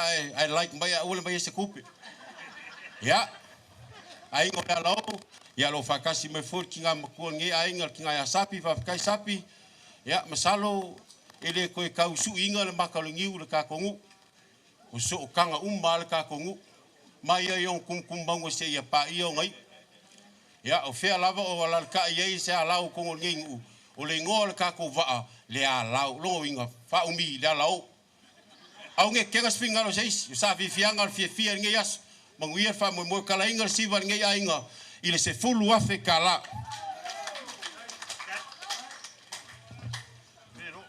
ia le ainga o le ftalenga ia le alao ma le paia o le ainga leo o te tala lau tu sasaanga ili ne yaso se fulu afe tala ia malawatu tātou whaili ia angai mailoa mo le tātou sasaanga le ftalenga ia le alao a mai al ftalenga ia le alao ia ona sauni mai le tua le ftalenga ia whanga malona ainga ia so mai ai lea ma le fionga ia songi ma le tawai ai ta walunga i le fionga i le alo salmasina ma le ainga le tātou wha moe moe le so ia whaili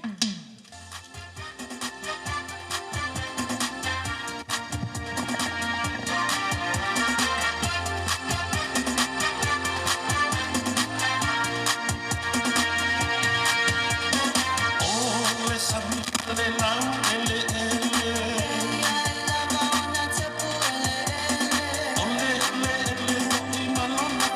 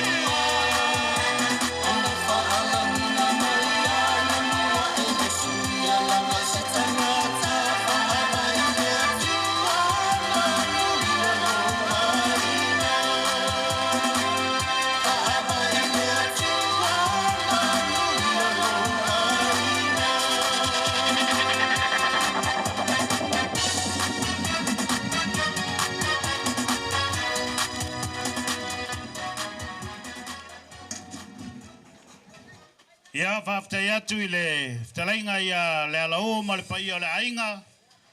Ia, mo le sausaunanga mātango whiwhoi, ia maise o le whamoemoe, ia lea ua. Whai o na whaaleoina ai lo lātou tupe tala ai le whamoemoe le so, I le se fulu afe tala, ia o talia, ia le tupe o le wholoa, ia manisi o mea alofa ua mwhai o na tau au mai inisi o vaenga o tātou whasotainga. O le ase I wawae ia le fola ia o na o le tele o le mea alofa ma le anga le lei o le tātou o tunuu e meise o suli mawheo I o alao I a tunuu ma mau lunga o le interneti ia e aula wafoi o na whaamalia I la tau o lo pledge po lo donate online I le nei vaenga o le fiafi. Ua foi na mai e puna toto keke 5 se lauta la mo le Pauli family. Whapena foi a Onolina, Felika, ma Keleofa, Pauli. Foi na mai le 5 se lauta la mo le Pauli family. Tale sa tele Yosia se lauta la mo le siva tau Pau ma le ainga from Kuhula e Sarah sa tele. Tuna Salamasina, Tasid se lauta la mo le whamoemoe o le ainga o sa tele. Se lauta la foi ufo ina mo pa tele ke le mete, mai le sunga ia ma osi tuitele o leone. Ne mia tia pula 5 se lau o lana mea alofa lea. Ia whape ai on fai mea alofa mai, ia peka ma le whanau, 5 se lauta la. Ia awa ia le whamoemoe o alau I le so, mai Washington State. Ia mo le fautasi o alau. Alo faanga mo alau atoa mai atuna Salamasina ma le ainga tasid se lauta la. Ia whapefo I o na ngalei mai tai iao a liu fau tolu se lau. Mai ale mau mapeka mo le siva tau ai wha. Ia ufo ina mai Daniela a tuilangi 5 se lauta la mo le wha moe moe. Fuatai Rebecca tu yalu lu lua se lauli mas fulu o fo ina mo le tātou siva I le so. Whaopopo mo le ainga sa Pauli, mai le ainga sa tu yalu lu, ia ma le ainga sa ngongo, ma le ainga sa manaya. Mai a mouli, mo le tau wha ia fusitoa, fuatai tu yalu lu, manu ia tele le wha moe moe o alau I le so. Alo whaanga mo alo le sunga ia ai o le tuna sunia, grandson o le fionga ia whanga fiti sunia, le li o tusitala James sunia, future foi mua, fo a lau, ia leu fo ina mai le se lauta la. Mo le fio a mai le fio anga o pangopango. Ia o nisi nao me alofa un fai o na to aitau nu mai le so, ia wa fo I le tātou wha moe moe, ia mai se lava ia I la tau, o lo o fo ai mai I lunga o le tātou online. Ia fai fo I o wha le tonu le Whaleoina o se swafa stasi he whamalulu atu o na paua o mea o lo kiliva mai le internet al palangi le alava e whaita watu te minei. O le sausau noanga le nei ale ainga sa lili o mai whangsa ta tala le lato whawhia whianga por siva tolu afe tala. Whai mea alofa mai ia au whai Ropeti tasid se lauta la Savea family tasid se lauta la Tony tuitele, ia po le fionga ia tuitele ma upo le vavau lua se lauta la mo le wha moe whangsa. Tuala siolo 5 se fuluta la, matila tu ia 5 se fuluta la, tupe na oina le foloa, tolu se la uiva se fulu male lua ta la, o le au whainga le tupe na maua, ile siva le ainga sa lili o mai whangsa, tolu afe, valu se la uiva se fulu male lua ta la, whaaftain fo ai. Ia, o le atatou se e tulo le teimi nei, o le sausau noanga le nei, a le fitalainga po le sasaanga le nei, a le fitalainga ia whanga, fiti sunia, o se tasi o toto o le tātou ingoa matua ia lau nei, ia malitina ia tai whau masi o lātou a inga sa whanga. Ia, maliu mai a lau fitalainga, mo le sausau noanga si o tō a inga,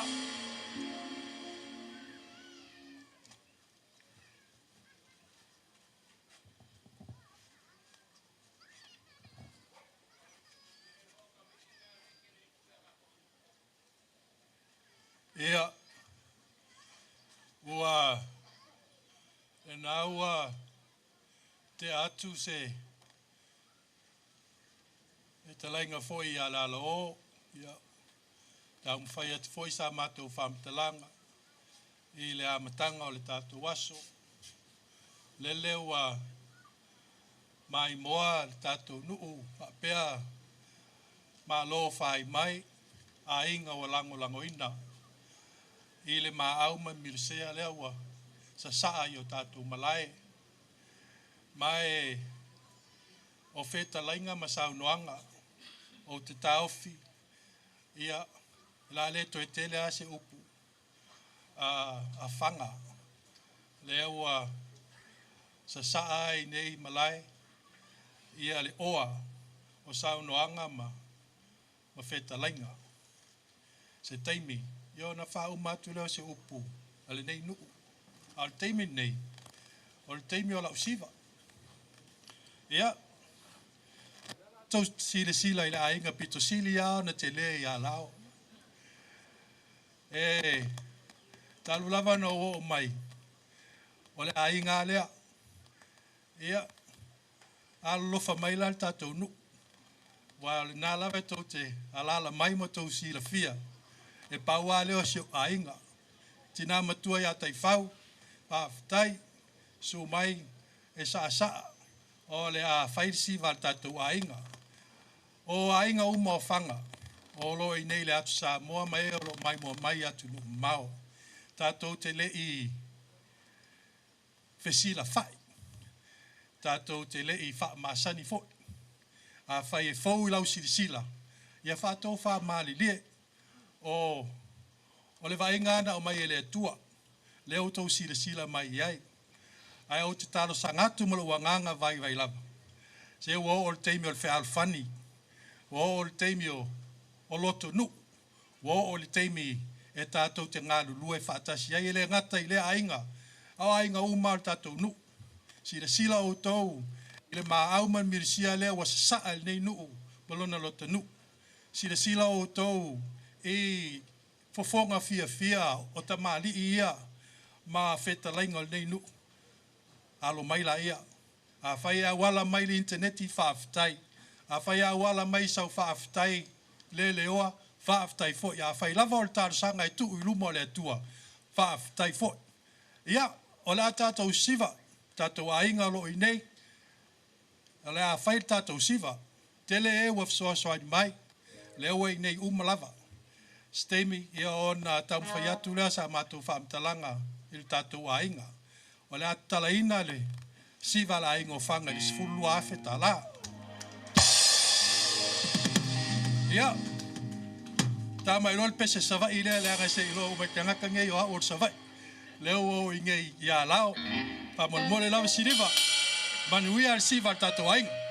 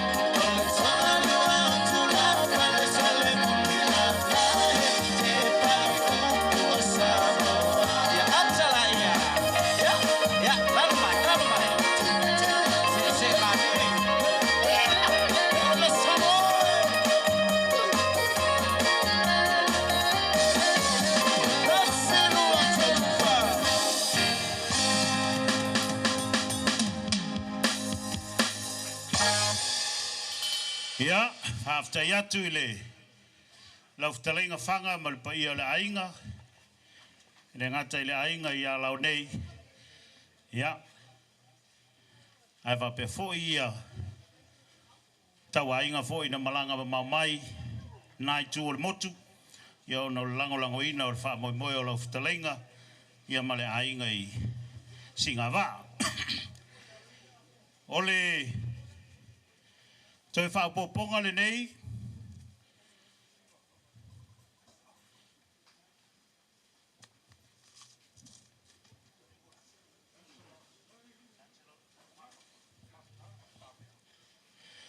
Ia, o le whapoponga nei mo sa saanga le whiunga ia tā popo ma le ainga. Tupe atoa na maua. Toi whapopo mai ai a Lancelot whonga papa ma mea. Tasit se lau tā lau whapopo mai maua ai le au whainga o se leni. Po le tupe wao ina e tā popo malona ainga. Balu afe, whaase lau, 5 se furu mal tolu tā la. Balu afe, whaase lau, 5 se fulu mal tolu tala. Wale o te maustaimi u te rua ia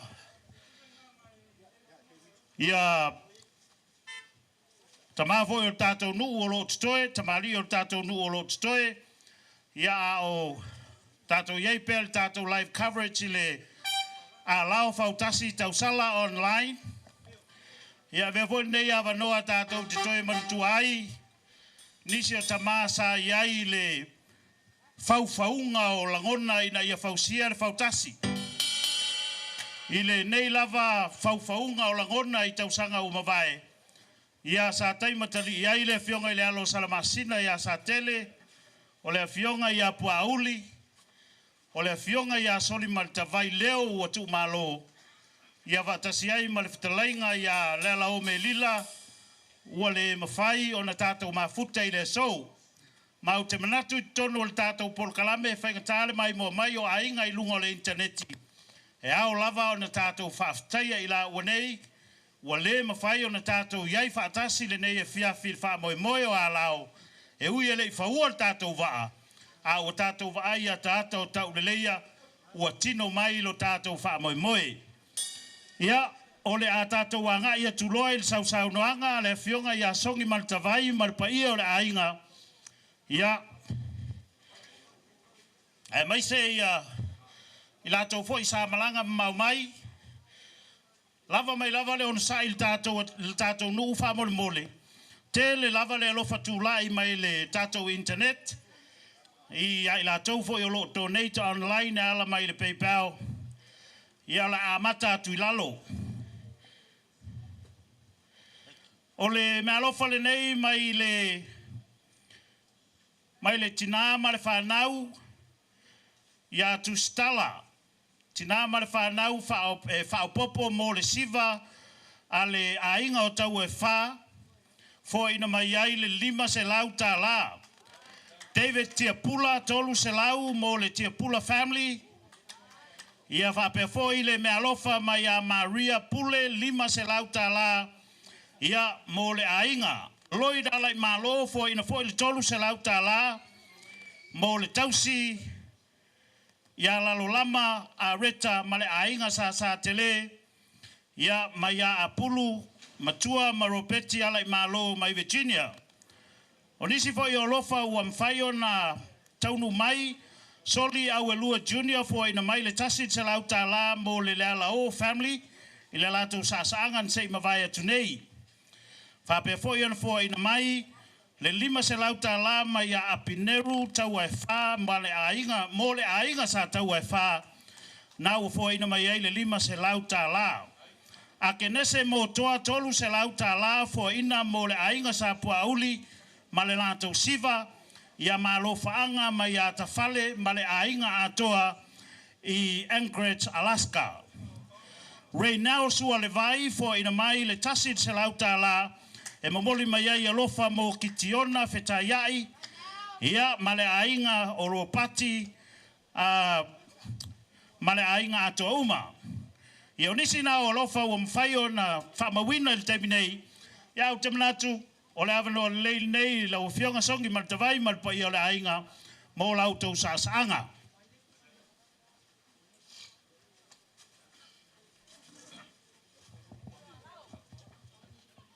Ia o te manatu o vela foi le fala, ia walu foi le aso. Ia manatu whaftai komiti ua. Maua si lau whawhiofi me ele pau si o ainga. O le fau mai le manua o le inga o le fionga le alu salmasina. Ia o le inga le nei tō whātangata. Ia vea foi nei avanoa mo le atoile ngā whaftai a inga ai tau malele mai atunu mamao. Whaftai lau tau wanga le lei. Tau tona ane le whamoimoe o le tātou ainga le nei aso.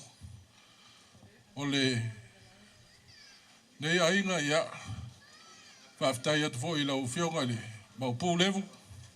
Ia o e fio mai lava whaftai lau whaiuso. Ia e fo i le whamoimoe o le nei ainga. Ia msalo e tau whale ainga o tawai ia lima ia levu wa levu o fio mai. Ia tai atu fo i le sunga le whaiwhi au malolo ia na tala mal whalitua. Tina ia toianga, ia tau.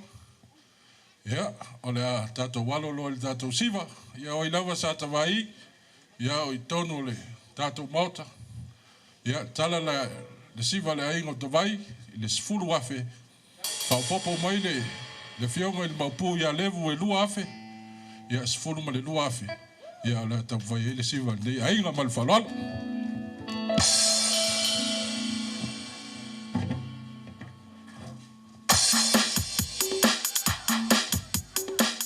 Ia, on sai mai o le ua te lua lava tātou siva, ia ona mai a leo tātou whamoi le so.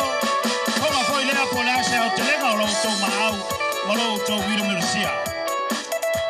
Ia, whaftai et poi le pio mai la upionga ni mapu levu.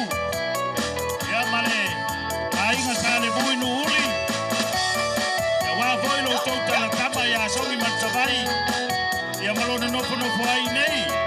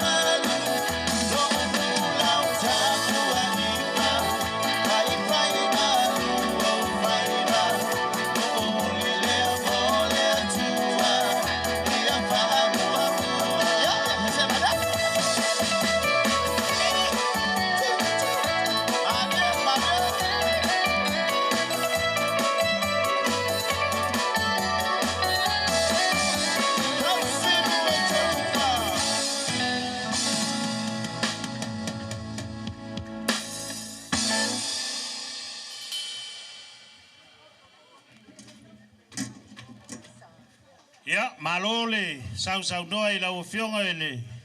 Songi Maltavai, mai se foi o le pai o le ainga. Le ngata voi leo le nganga whaftai le. Masi mau mai o le fionga le mau pui a levu, ma le pai o le ainga I nuuli. Whaftai lo tau whaiuso, staimi. Ia o naftalai leo I la aua le ingoa matua, wase matua parapala o le tātou au fia o lo sao I malaya niu ma malaya o le vesi. Ia o te manatu, o le a vatu le avanoa nei au mai ai le tātou fola. Ia ai tā mai ai le siliva se pese vave lava. Ia e tau masuinga maali ai le fola le nei vaenga o le afiafi. A maea le tātou pese vave le asu e lau panga. Wai wale o toi mau al tātou teimi msalo pe toi wha pese te puni le tātou wha moe moe. Su e lau panga e lui mai ai. A maea le tātou siva vave lea.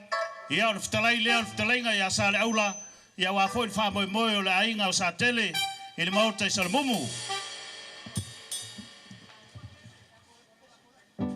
Ia manao mia e le komiti se lua pese o na whai ei leo le taualunga. Ia o na ua whai a si pisi o le.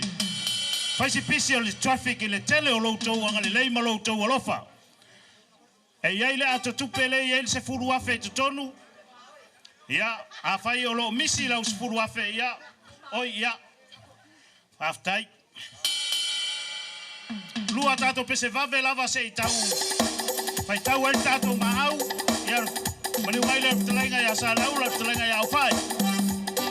Okay, we have first of all Republic of Fiji. We would like to say Mr. Paul Vinaka and Vinaka of the level. And I would like to dedicate this to my brother How. What's How?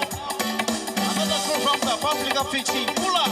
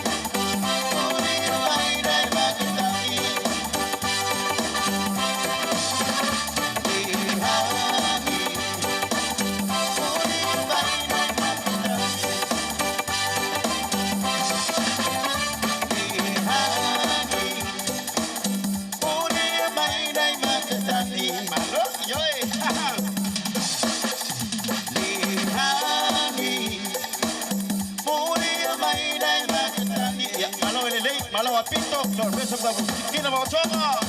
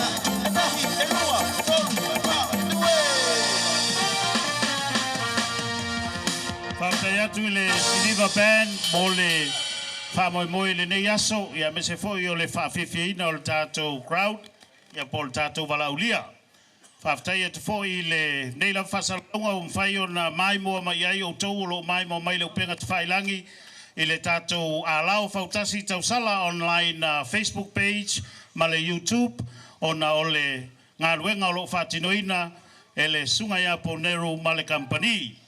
A pe foi ona moli e toai pa aftai tele inisio company na fsoso mai i le tutau ngavale le oloa o le ala i tafuna le GHC Reid le ana o foi na mai ai inisio me inu mo tatou fa moe i le so fa aftai le maau fa aftai lo tau milusia.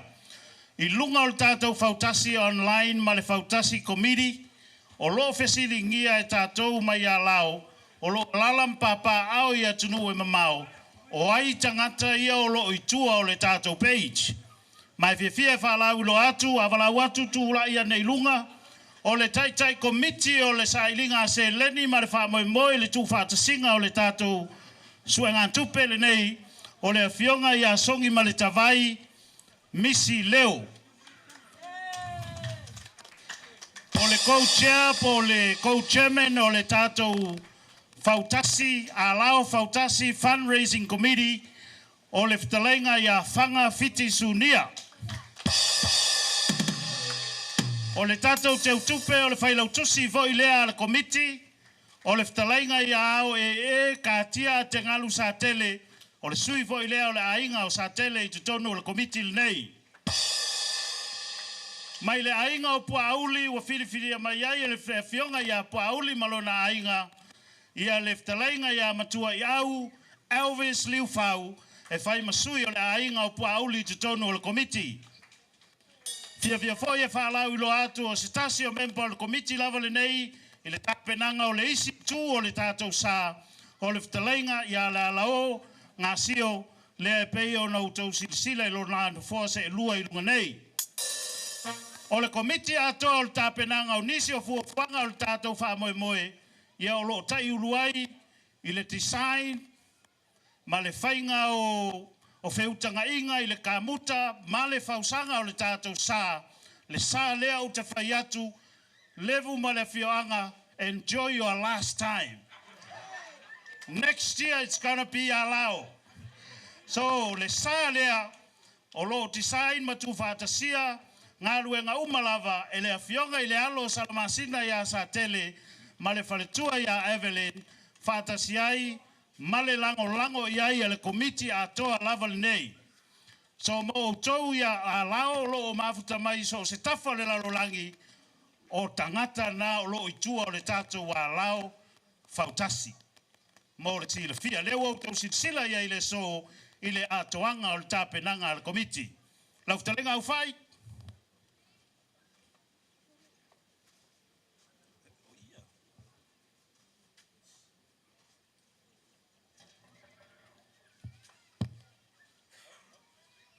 O te tu ma le fai tete ma le lilia. E ona tu lai le tamasala fai na ua mai ona lafo le atu mua I mala tele. Pale fea ngai ma le langi tua iwa o tanga lo langi. A wale e papa au ma le malu lea.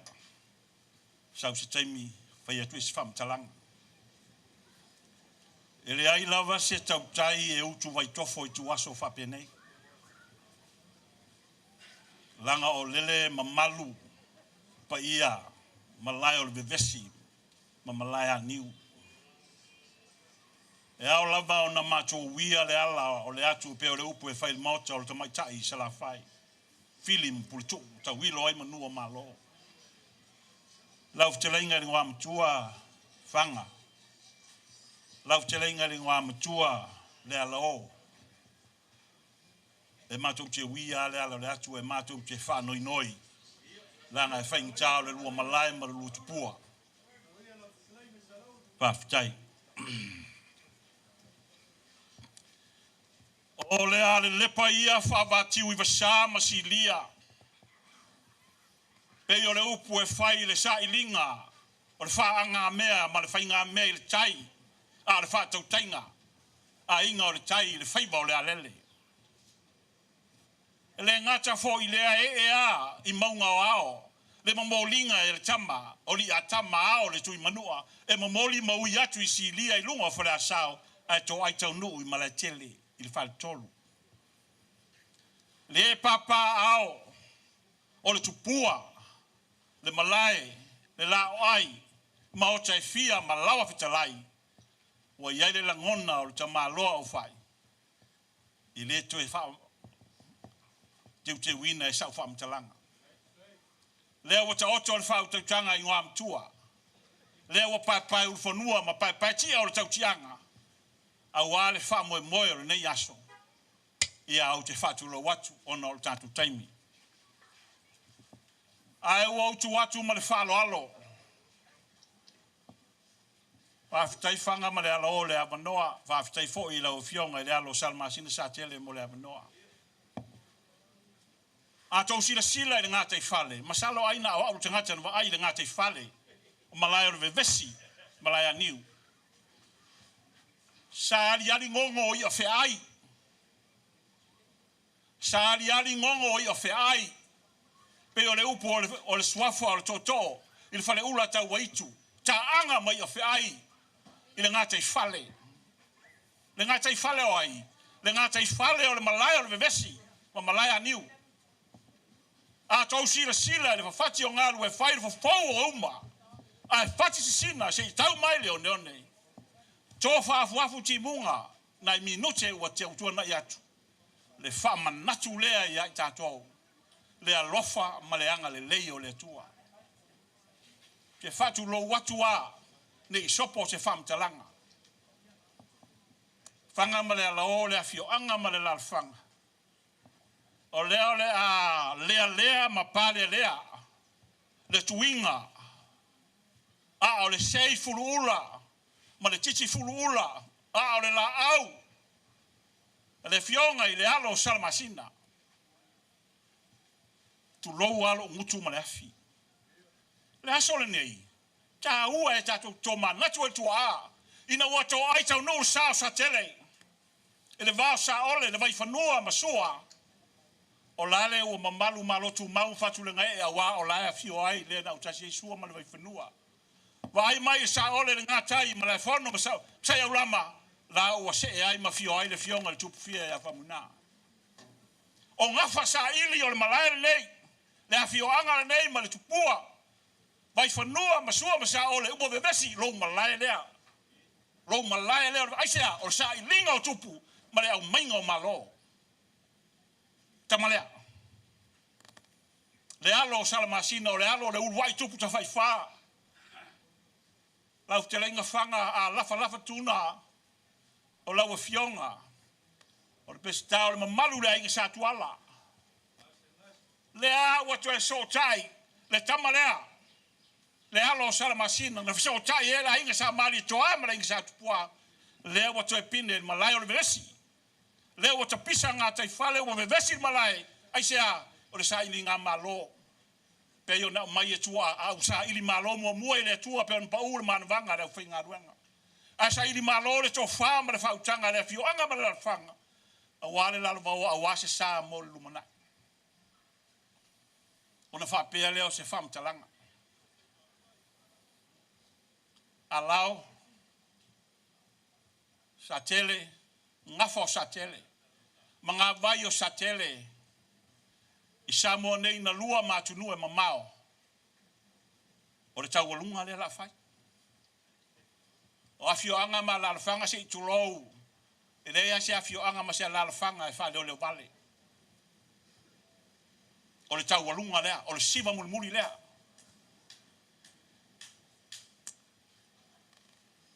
Relatives and descendants of the Satele clan in the two Samoas and abroad, in all four corners of the world.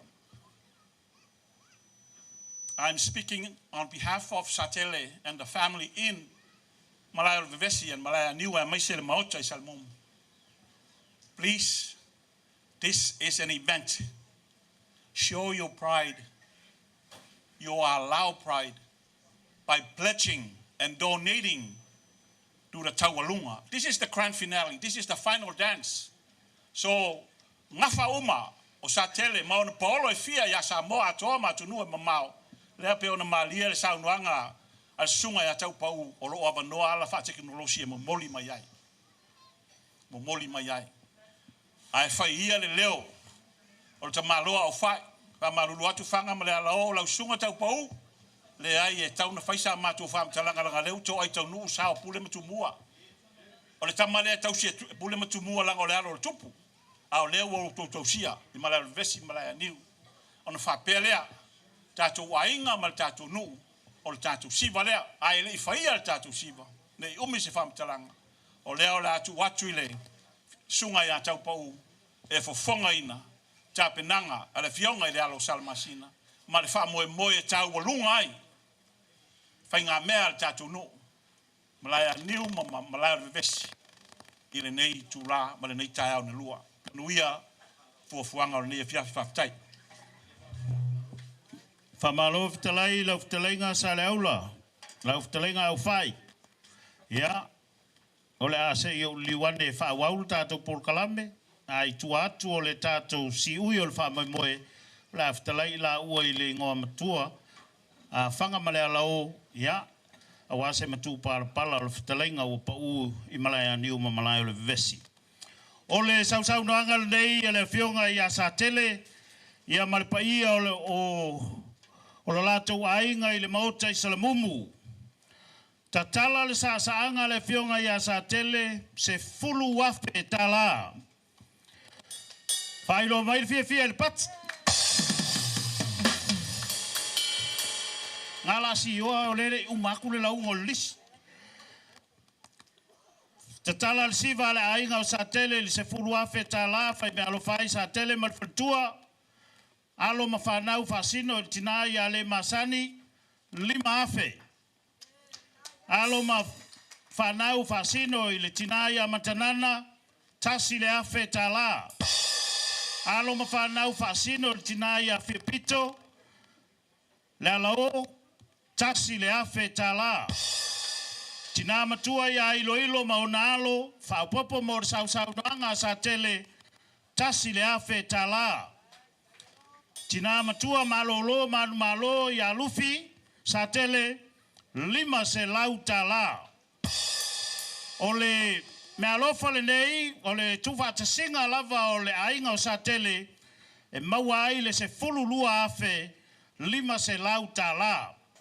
O nisi o fo ai fa popo muri mai tangata fo ile tau e tatou sifi my man le sunga ya vai fanua lima se lau tala fa popo sau ranga le fionga ya Satele so ni mai ia alo mafanau o tina ya taifuia ma le fanau tasi le afe tala o le me alofa le nei mai vekes fua ile langi ma le fanau vekes lima se lau tala O le mea alofa le nei fo ina mai e le fionga po le tamai tai fai pisinisi ia Isabel Hudson ma le fionga ia Fonoti Hudson ua fo ina mai le lima se lauta la mo le sa taanga le fionga ia Satele. O le tupe na maua ai me alofa na lua se fulu matasi afe alo alu pel lisi. Reggie and Danielle Young for ina mai mo Satele ma Evelyn lua se lauta la. O le fionga ia ile presidente o le senate tua olo mana ia siva fruen ma le fia ma le faletua ia fia pai a fruen ma le company le nanas for ina mai le fionga le presidente lua feta la ia mo sa anga le fionga ia Satele. O le mea alofa le nei a se tasi o kapeteni wa wha mawina le tele o ana mua i le fioanga o whangasa ma le saa o whalefani sa moa. Le fionga i le tofia i a alo Paul Stevenson fo ina mai mo Satele, le fionga i a Satele ma Evelyn tasi le afe tala. O le fionga i a ta popo vai whanua ma le ainga fo ina se lauta la mo le wha moe moe o Satele. Fo ina mai fo i e su lesa lang ia le se lauta la mo le wha moe moe lava le nei. Loi malisa la i malo. Fo ina mai le tolu se lauta la mo le wha moe moe o le fionga i a Satele. Reverend Sunema mua ia male sunga le whawhengainga ma le motele o le manua tele. Ia ua fo ina mai le tolu se lauta la e wha au popo i le sau noanga a le fionga i a Talameo, ia ma le fionga i a Satele ma le whaltua. Ta tala le siva le fionga i le alo Salamasina ma le ainga i Salamumu, lua se fulma le lima afe, valu se lauta la. Lua se fulma le lima afe, valu se lauta la, ia lea ua tala inai, le saanga le fionga i le alo Salamasina, ia masiona ainga i Salamumu. Ia malesi lima afe le ala maua i lunga al foloa. Ia, fio mai am talamai au fa ma sau ia lau fionga, talameo. Ia me se foi o lau fionga i le alo Salamasina. Ia male pa ia o lo tau ainga malosi.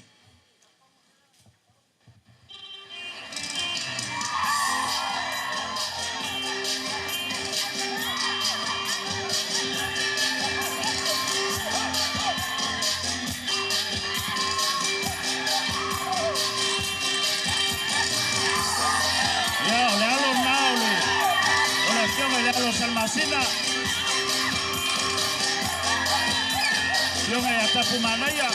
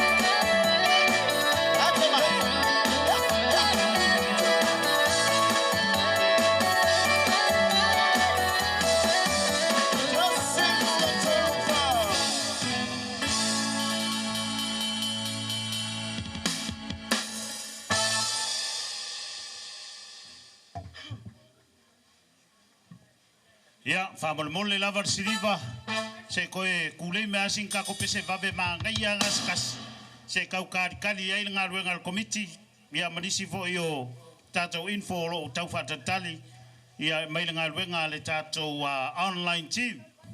Mor silfia le tātou nuu, ia o le tātou vaenga leo lo i tua o le tātou porkalamel nei, o le tau sala online, ia fia whalau lo atu, le ngā luenga ua tolu masina talo o nā amatalia, le sa fitai tunga iai, le sunga ia fia tuain sunia, ia masiona whaltua, po siona tausi, ia trure a sunia.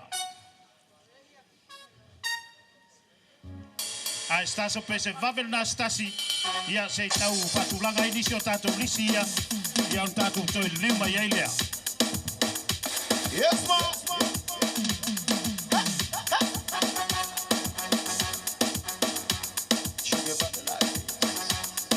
Shake it like that. Hold it on, girl. All right, gotta get the tongue on the party, people. Break it down, y'all.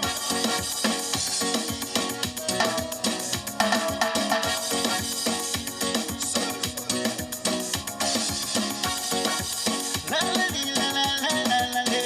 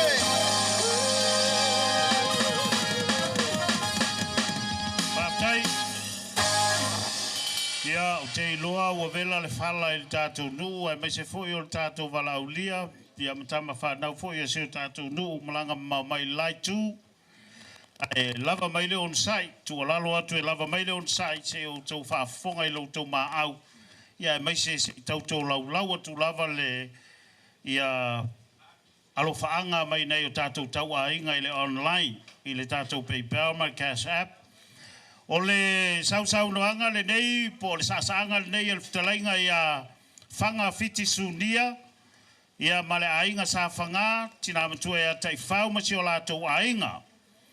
Ta tala la lātou wha moe se fululua afe ta la,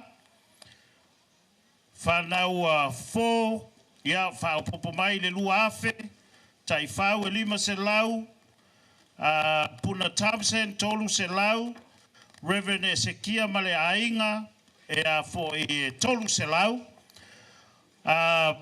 O le fionga i le maupu ia levu, alo whamai mo le whitalainga ia whanga, i landa saasaanga, 5 se lau tā la, Andra Samoa, 2 se lau tā la, fo ina mo le sau noanga a whanga, Naomi ma fiatau, fo ina se lau tā la, ia whapea foi ma le fionga ia tuitele ia ma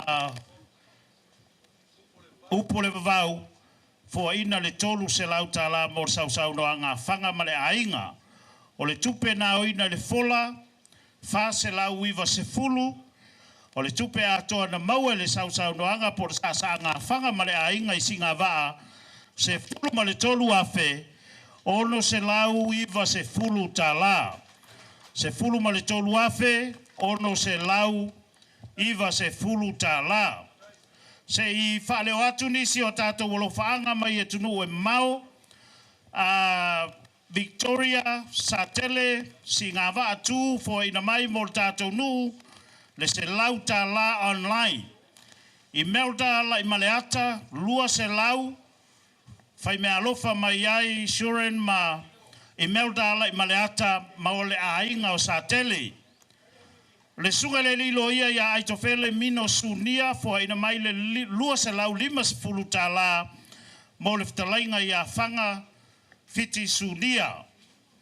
Satele Victoria family mo Sam Satele ia mo le Satele family I Salamumu tasi se lau tā la. Jacinta Puauli mo patele kelemete ia malelato wa inga ato umalava sa Puauli tasi le se lau tā la.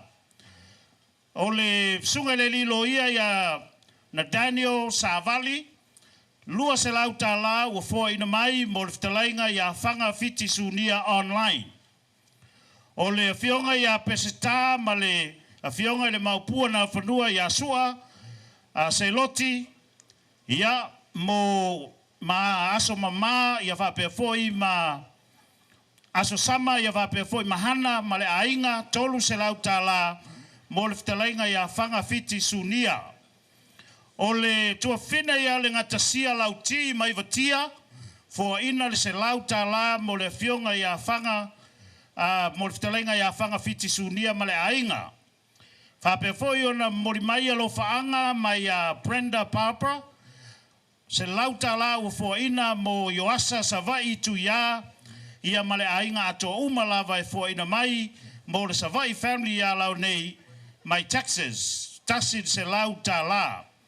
Ia o nisi nā o tātou fuai online o stemi o loutou whafonga le iai.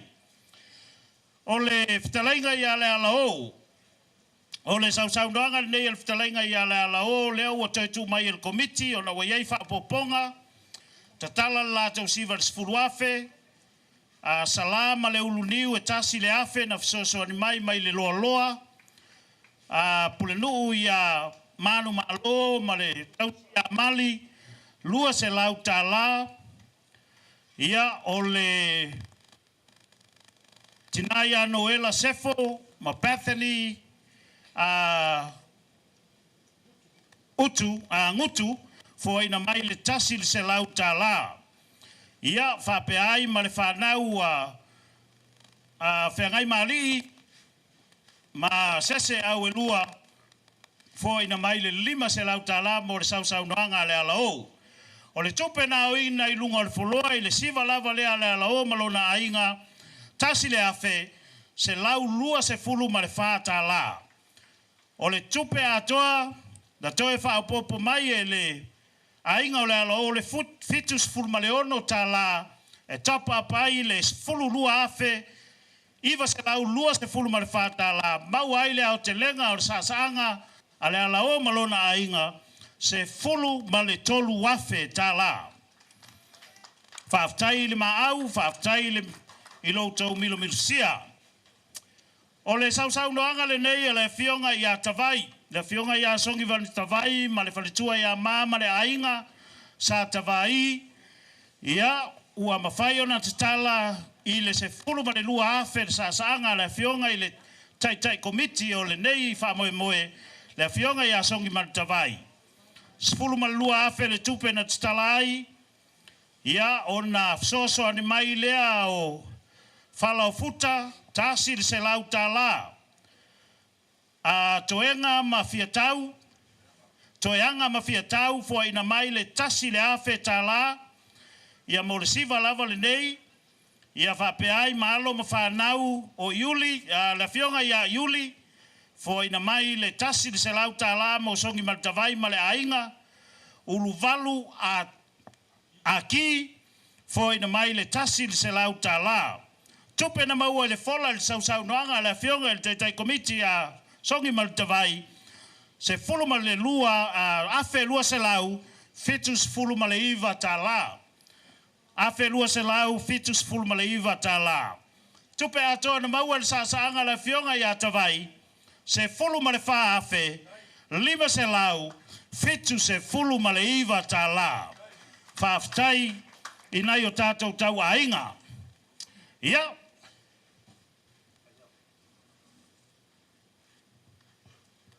au te manatu ai le i tāpunia le tātou wha moe ma tālia fo i le au te lenga o loutou maau au te loa o le avanoa le lei o le whitalainga ia i la ua le ingoa mtua ia monisi o fuafuanga whaiu a mai au na outo tulai mai lea ia e whaalau i loa le maau a toa o le tātou nuu i nei mātu nuu e mamao lau rua whitalainga i le ingoa mtua whanga ma le ala o ma liu maia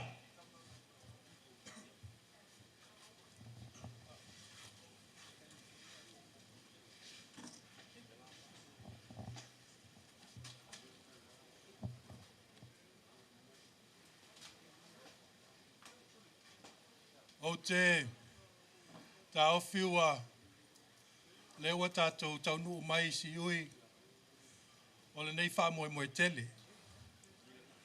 Mai e le mawhai o na tua wha po e vanga. Pe tua foi wha tama o po. Le a fio atu o le a fionga le alo le salmasina ya sa tele. Fionga ya ta popo ma pu ya ta popo fionga foi ya pauli ma songi maltavai ta pa au ba ainga le nu ya al fetalai ngai ngwa matua tia pula ma valetalia mal malu al sa matu fainga o ai tu lai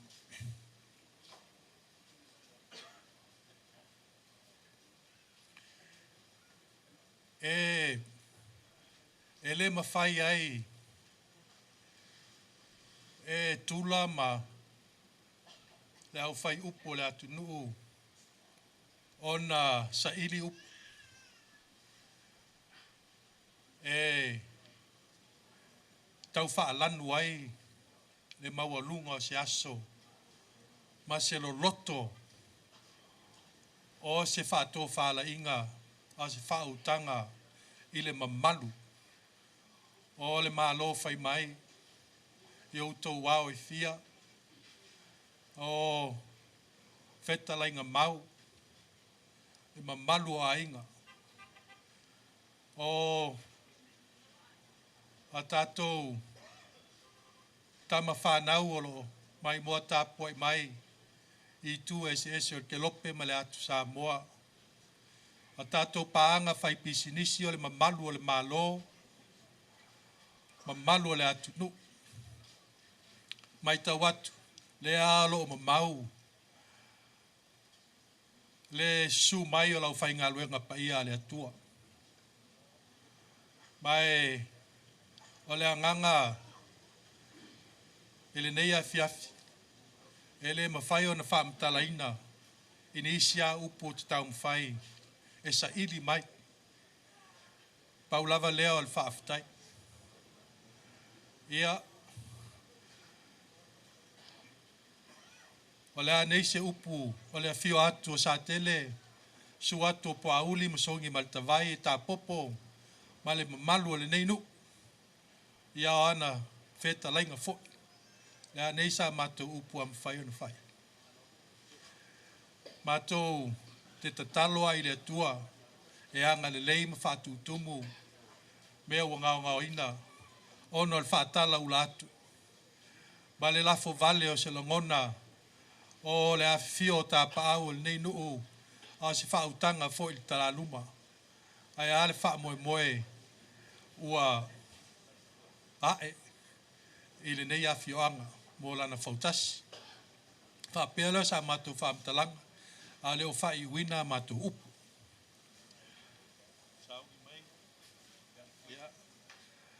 Alo mai a tau sungai, whea ngainga, tau langi al tatu nu. La le wha umi o mia sa matu whaamtalanga, lo ne wala lata teimi o saale, al nu. Lau sungai le, whea ngainga pe sa mino, whaaftai atu tui atea, whaaftai atu nei aso, mo le tāru sanga, e te tala ai le tātou wha moe moe o le tātou nu. Ia la ngā luenga whoi o lo whitai tunga iai, ai ale vlalu wa oale, o le nei nu, o le wha alo alo lea i lau sunga i whengainga.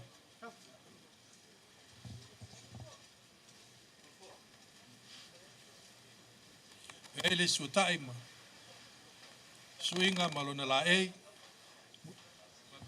o le lau ma, o na te unga o masanya, sua tal sua o el manu nal to sivi umon tu ap, ia o to fafo i lea o saili, e ale fio atu sa tele mta pau, sua po auli msongi maltavai, nei nua e ale, se to fa lau sunga whengainga.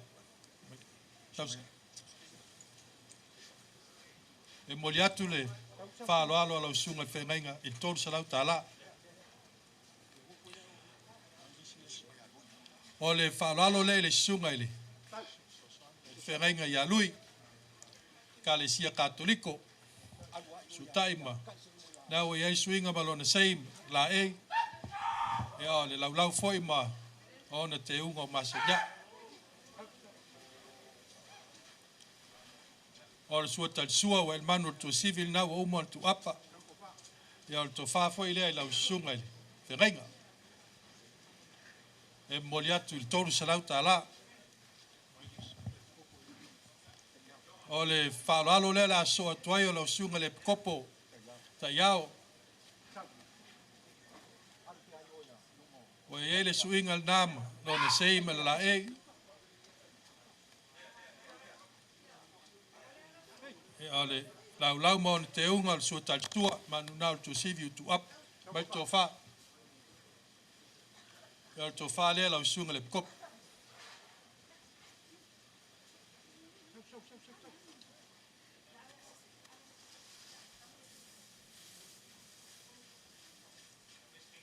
E moliatu to fa lau sunga le kopo to salau tala. E a le fa lalo le lau sunga le whengainga mai mumu le kopo.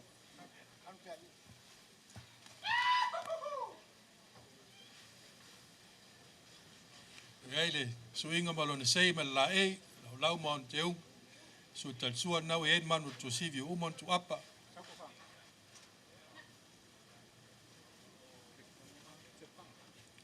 Ia tu fa le ala sunga le kop moli atu tolu salau tala mai sua ia o fa lo nei lau a fionga patele set fano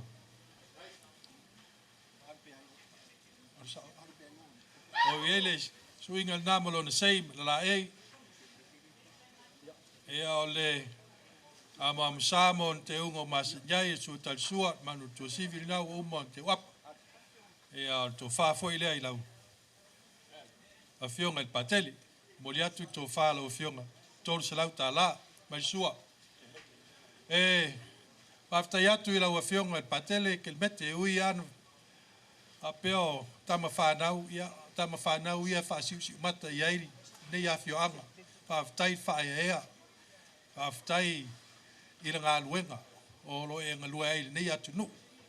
E ui ana whaatara sua e sumai ia e le mawhai ana tu uai se sila le fio sa tele mta paau ma su foi o pauli msongi maltavai ia ma whetalainga le ngā matuam awa le taliam tia pula ia al whaaloalo nei lau fionga patele met whaftai tele lava mo nei aso whaftai lau lango whaftai lau soasoani ia ua tuuala ngā luenga le atua ai te sumai le nei aso ai a le tau mawhainga a siau no mai ko wha ia to wha lea le whaaloalo i lau fionga patele ke met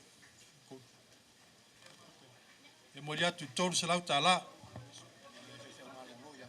ia lau sunga na tala le sunga le whaifeu malolo na tala aftai tele a lau vasa mau mai aftai u maua tatou avanoa tate mafuta i nei aso ia o le whaalalo lea i lau sunga te mā malolo e suinga malona seim la eim lau foi mo na te unga o masanyai ia o le suatai sua ave manu nau tu sivi umon tu apa tu whale lau sunga le te mā malolo mori atu tō whālau sunga le. Tōru sa lau tāla. Sa lau a mae a lau whai ngā luenga a le tua i lau mai tau atu.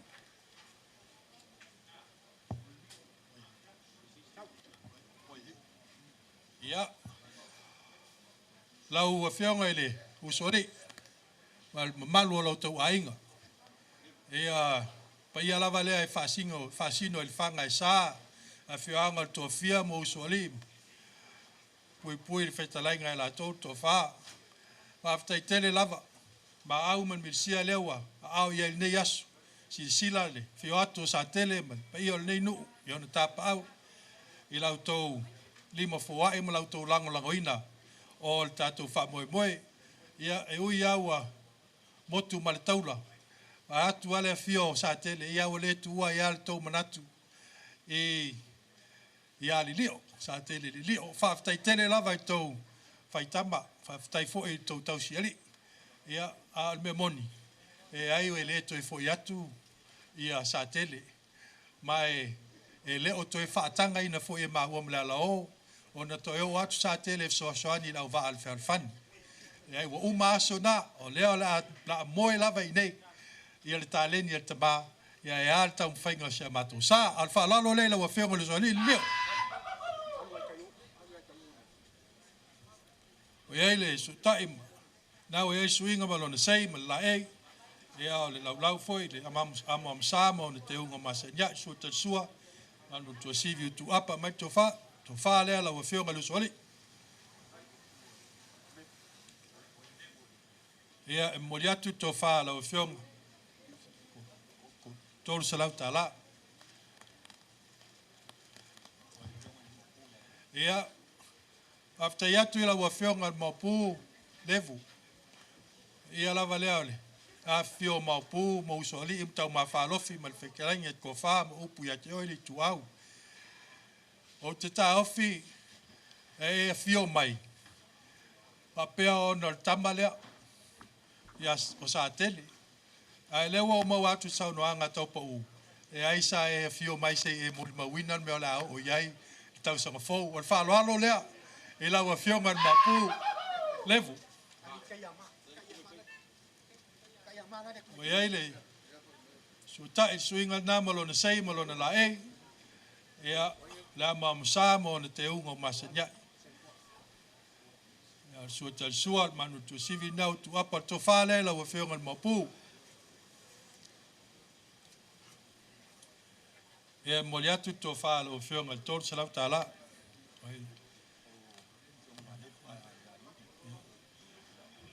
Ia, salo a mai ale tulanga o te mali I, o tatou malo, lau a whionga matua, whionga iuli, ia ale whasinol, I malai o manu, a whianga tama mali le wha, ia mauna tapa au, e te lainga ia so I tangwai, ia mawaa, whaftai tele e lo papale, ma lo lango, I le tātou wha moe moe nei aso le tātou whale tolu wale nei, ia ua mai tau atu, e ua e wha malo lo mai lava I le so, na lo manatu mai le tātou whaiuso, tātou usonga I nei lau tolu, whaftai tele lava, a whai e pule alofa le atua, ia, le ai o tātou sā lea, la tā pena, la te tāpua ia whaatasi, I le onan manai, whaftai le tala au mai nei aso lau whionga, e whaaloalo le lau whionga iuri, whionga tua. Ei le, suinga malona sei ma la ei, ia lau foi mona, te unga, asan, to whale lau whionga ile, matua, whaftai tele lava, Mori atu tō whālau o whionga tō sarau tāla.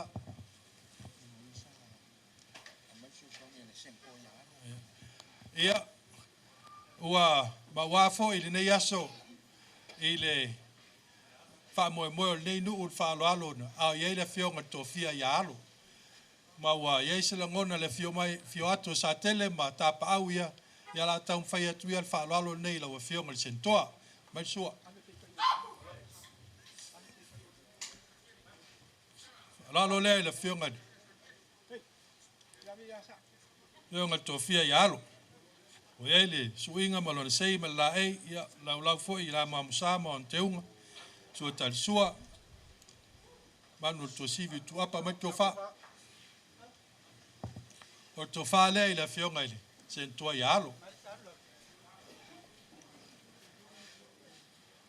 E mori atu I wha alo alo. E le tōru sa lau tā la.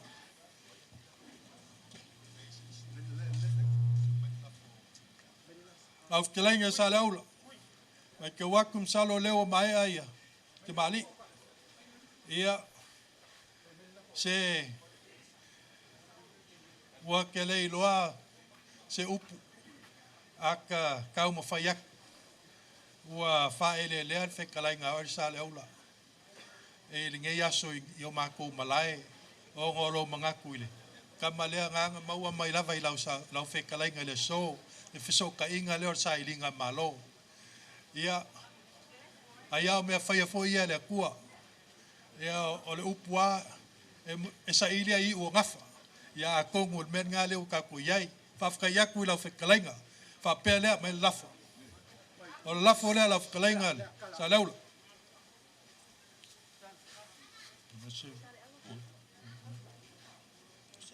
Ia, a siau kua lafo sia. E lua se lau. Uma. Ia.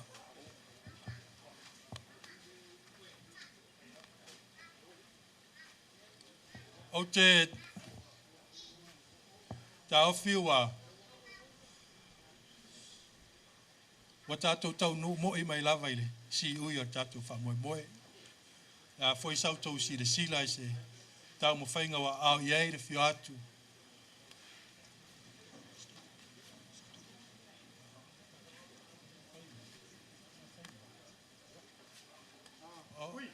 Ia. La se joe liu kasi la ia lo lup. A mai sua. Falalo lea I la wa fionga al presidente o senate moto te mao le atu nu. Ia una paingta le fua ta oto I nei o matu malai. Ma au man milisia nya au iei lau a fionga al presidente. Falalo naua te atu.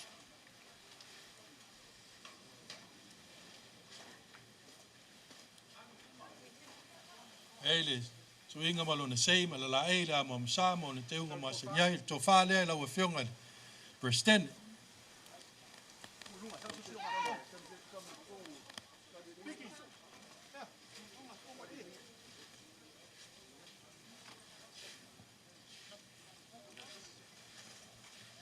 e mo ya tu le to fa la we fionga to se la ta la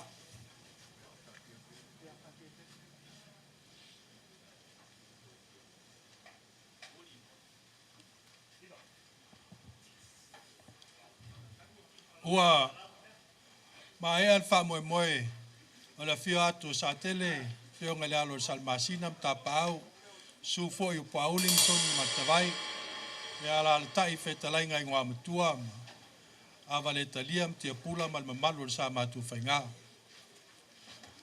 e pe ona tau mfaiatu sa matu famtalanga fa aftai ile to amana ia male alo ia se fatala ula ya o se manatu la fo vale foi o ta mai o nenu e ale fa moe moe o alao malana fautas e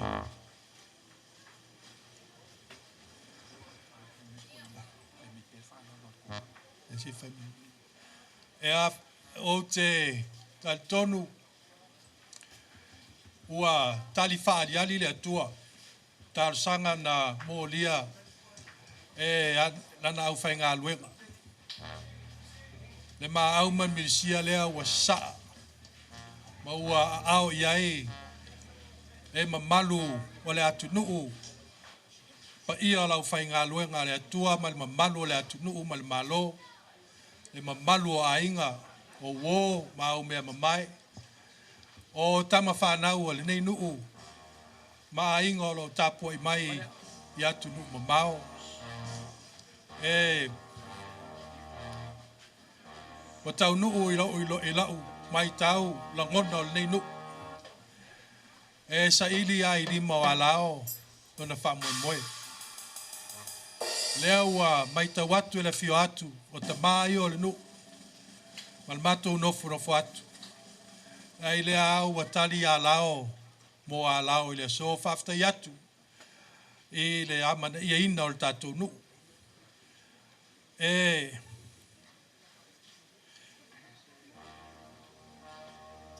ele lava sa mato fam talanga e tali faita wai ma fa lanu wai lo to au ma fola ma le to roto nu le wa fa alia le ne yasu ia le taloa ia lofa le atua ia fatu tumu me wa ngau ina ai ali fa moe moe o alao neima matai au o le me mauti noa pe ona o tau ma fai atu le amatanga ai o le sa ilinga manuel ne e fa ma ite ai ma amatalia ai le fa moe moe o tatu nu a tonu e fai pea fua lava wa le nga luen ye le fai ngofie ele tau ngofie foi ya mato te talo amal anganga vai e fa peina no totalia sa mato to tau fai atu fa tala ulato tamaia ia masamato no fuat fo il tala luma e se so soani el tato nu ina ia fa tau nu il manuia la tato fa moe o a oina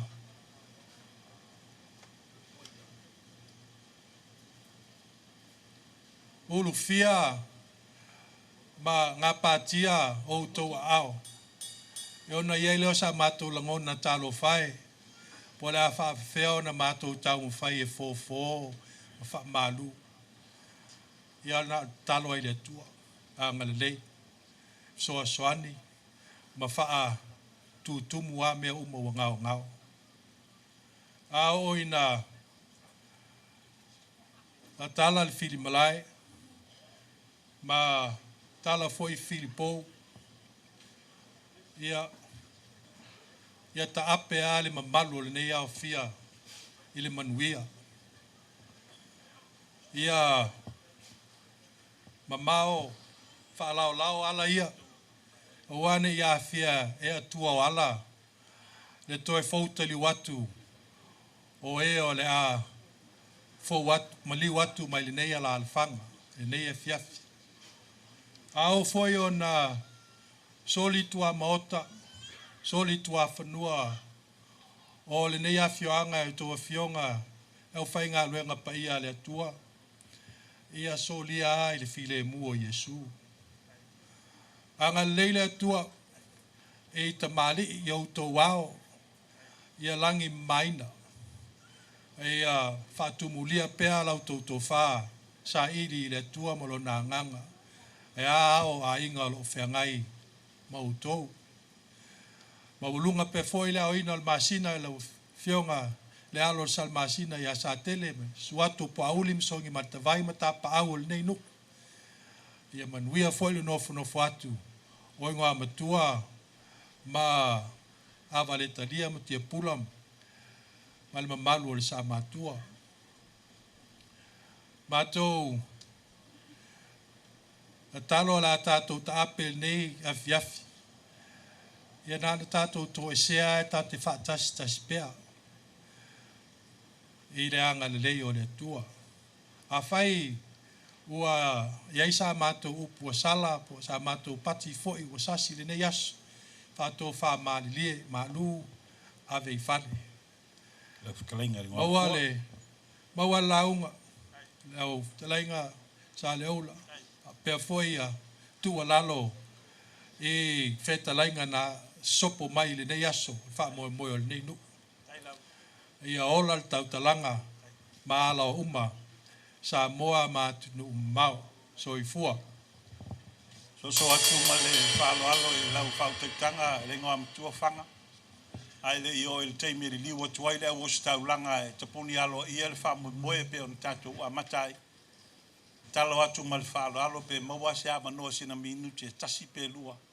Langa o lea wa maua lunga la o tau whatupu ma le whaaloalo le nei tai au na luma lua. Fetela ia lau ftelai. Paftai. Ke le toe whangua pe au o le matengtonga. Le malaya le vevesi malaya le wa umana sunui le wa tu malola wati wa umana sunu ia ala fale pito malaya le vevesi malaya niu a wale fa mo moyo le yaso ile fa lua ina la fa tutanga pa wale mea fa fitai te lua fa tutanga o te nungo pule mtu mua o lua tam tua fa soanga o mea langa o lua no lua fina ngalo te lua ngoa mtua a ai pule mtu mua o lua tamatua ia vane le su mai o tau pau fa ia lo leo fa tau va fai ma fonga tau molmoli o le su mai o le tu papa ia o le tua pe o mau lunga la o tau fa lo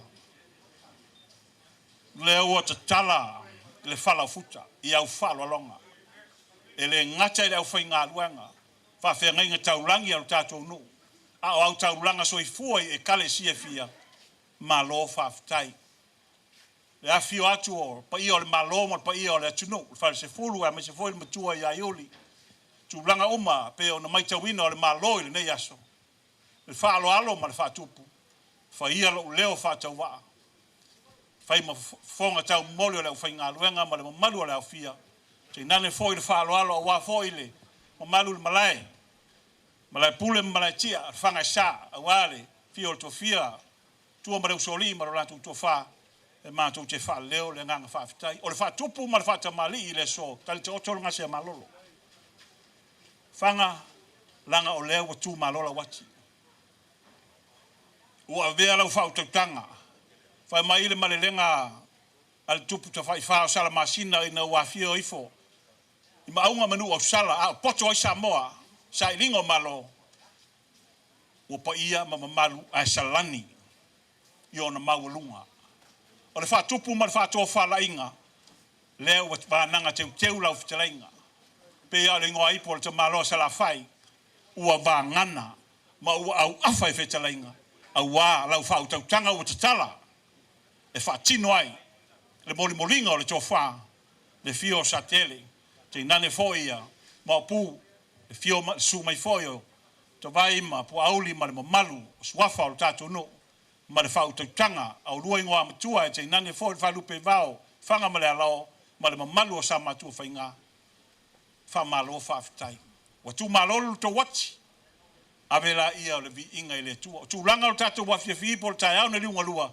i le toe sa whamtalanga wa lava ma toe lau whautanga le wa whamatafi tu langa o tatou whamoe moe a fua mai le tai au se i o mai le nei a fiafi upo le tunu a o le tau a fiafi ona sa ili leo popo e su sunu ai suau a ona tatala leo whaamalama i tantununga leo misionale ai tatala whaamalama o tapo inga ai whana afi o le tau a fiafi a tupu matamali e ala i le tau langa soifua a o le tau langa whaafitai le tua ina ua tu malo ma e malo le nei whaamu moe lau la lua launga ma wala lua launga tu langa o tato nu malo ma le ma malu le afia o tato fatasi mai le wa mai ana e fa matafi tato mai tasi la fautanga ia ma tato tiwai i la safo lau sa ta molasi a wala afio anga ma la fanga ia me se foi tato malo me o fanga ngawina fa tu mo le tua o la sta pe langa la fainga luenga tupu mai o le tunu te nane le malo te nane foi le fio mai o tato ainga mai fangsa ia whamanuia le tua. Ma le whaara o tele whaafitai.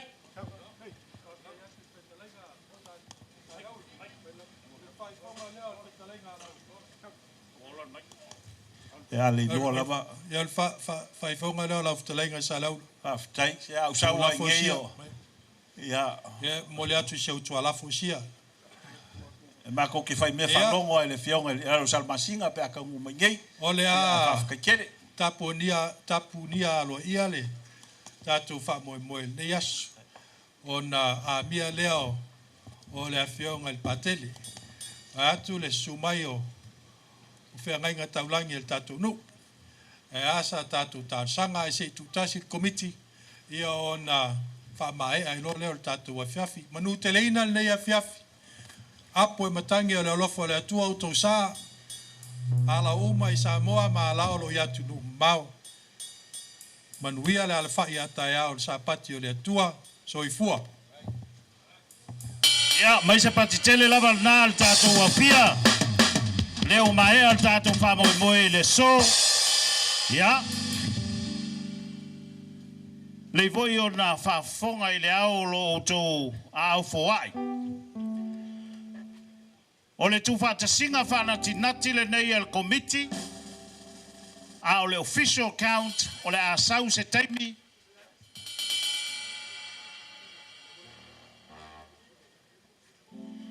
o le sausau noanga nei le fionga le alo salmasina, ia sa tele luas fululima afe valu se lau na titala ai, alo whamai le fionga le matua ia Iuli, se lau tala, le ainga o lili o mai whangasai se lau tala, o lilio se lau tala ainga sa lilio i whangasai lua se lau.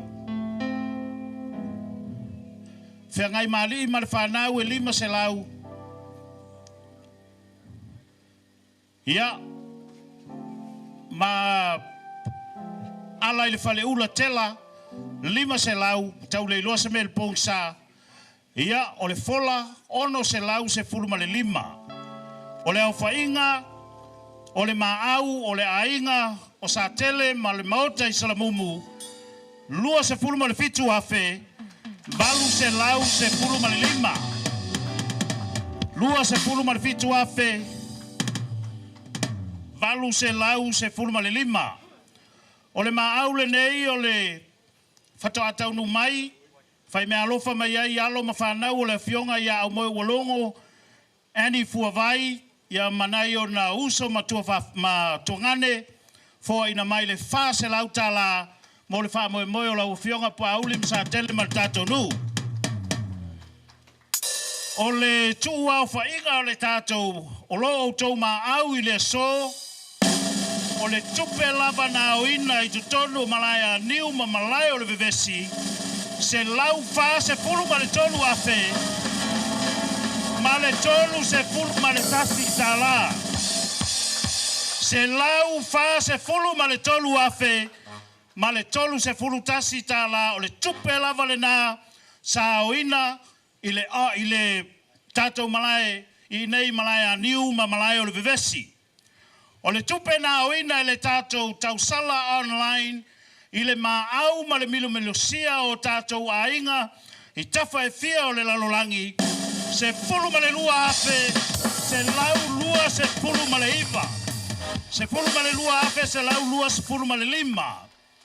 A tu whaatasi le au whainga o le tātou maau, le tātou o le tātou nui nei, ia mamalu a lao lo papa au ia tunu e mamau, o le au whainga o le tātou tupe ua maua i le aso, unofficial, se lau lima se fulu ma le lima afe, se lau lima se fulu ma le ono tala. Se lau lima se fulu ma le lima afe, se lau lima se fulu ma le ono tala. Ia, o te wala watu le tātou au fia se o tātou tutu lai uma. Tātou whawhitai le atua waiu le tātou whamoe moe le so. Whamole mole lau o fionga pātele kenomete. A fio mai ei nei. Tātou usu whatasi mai le pese lea siliva. Awa.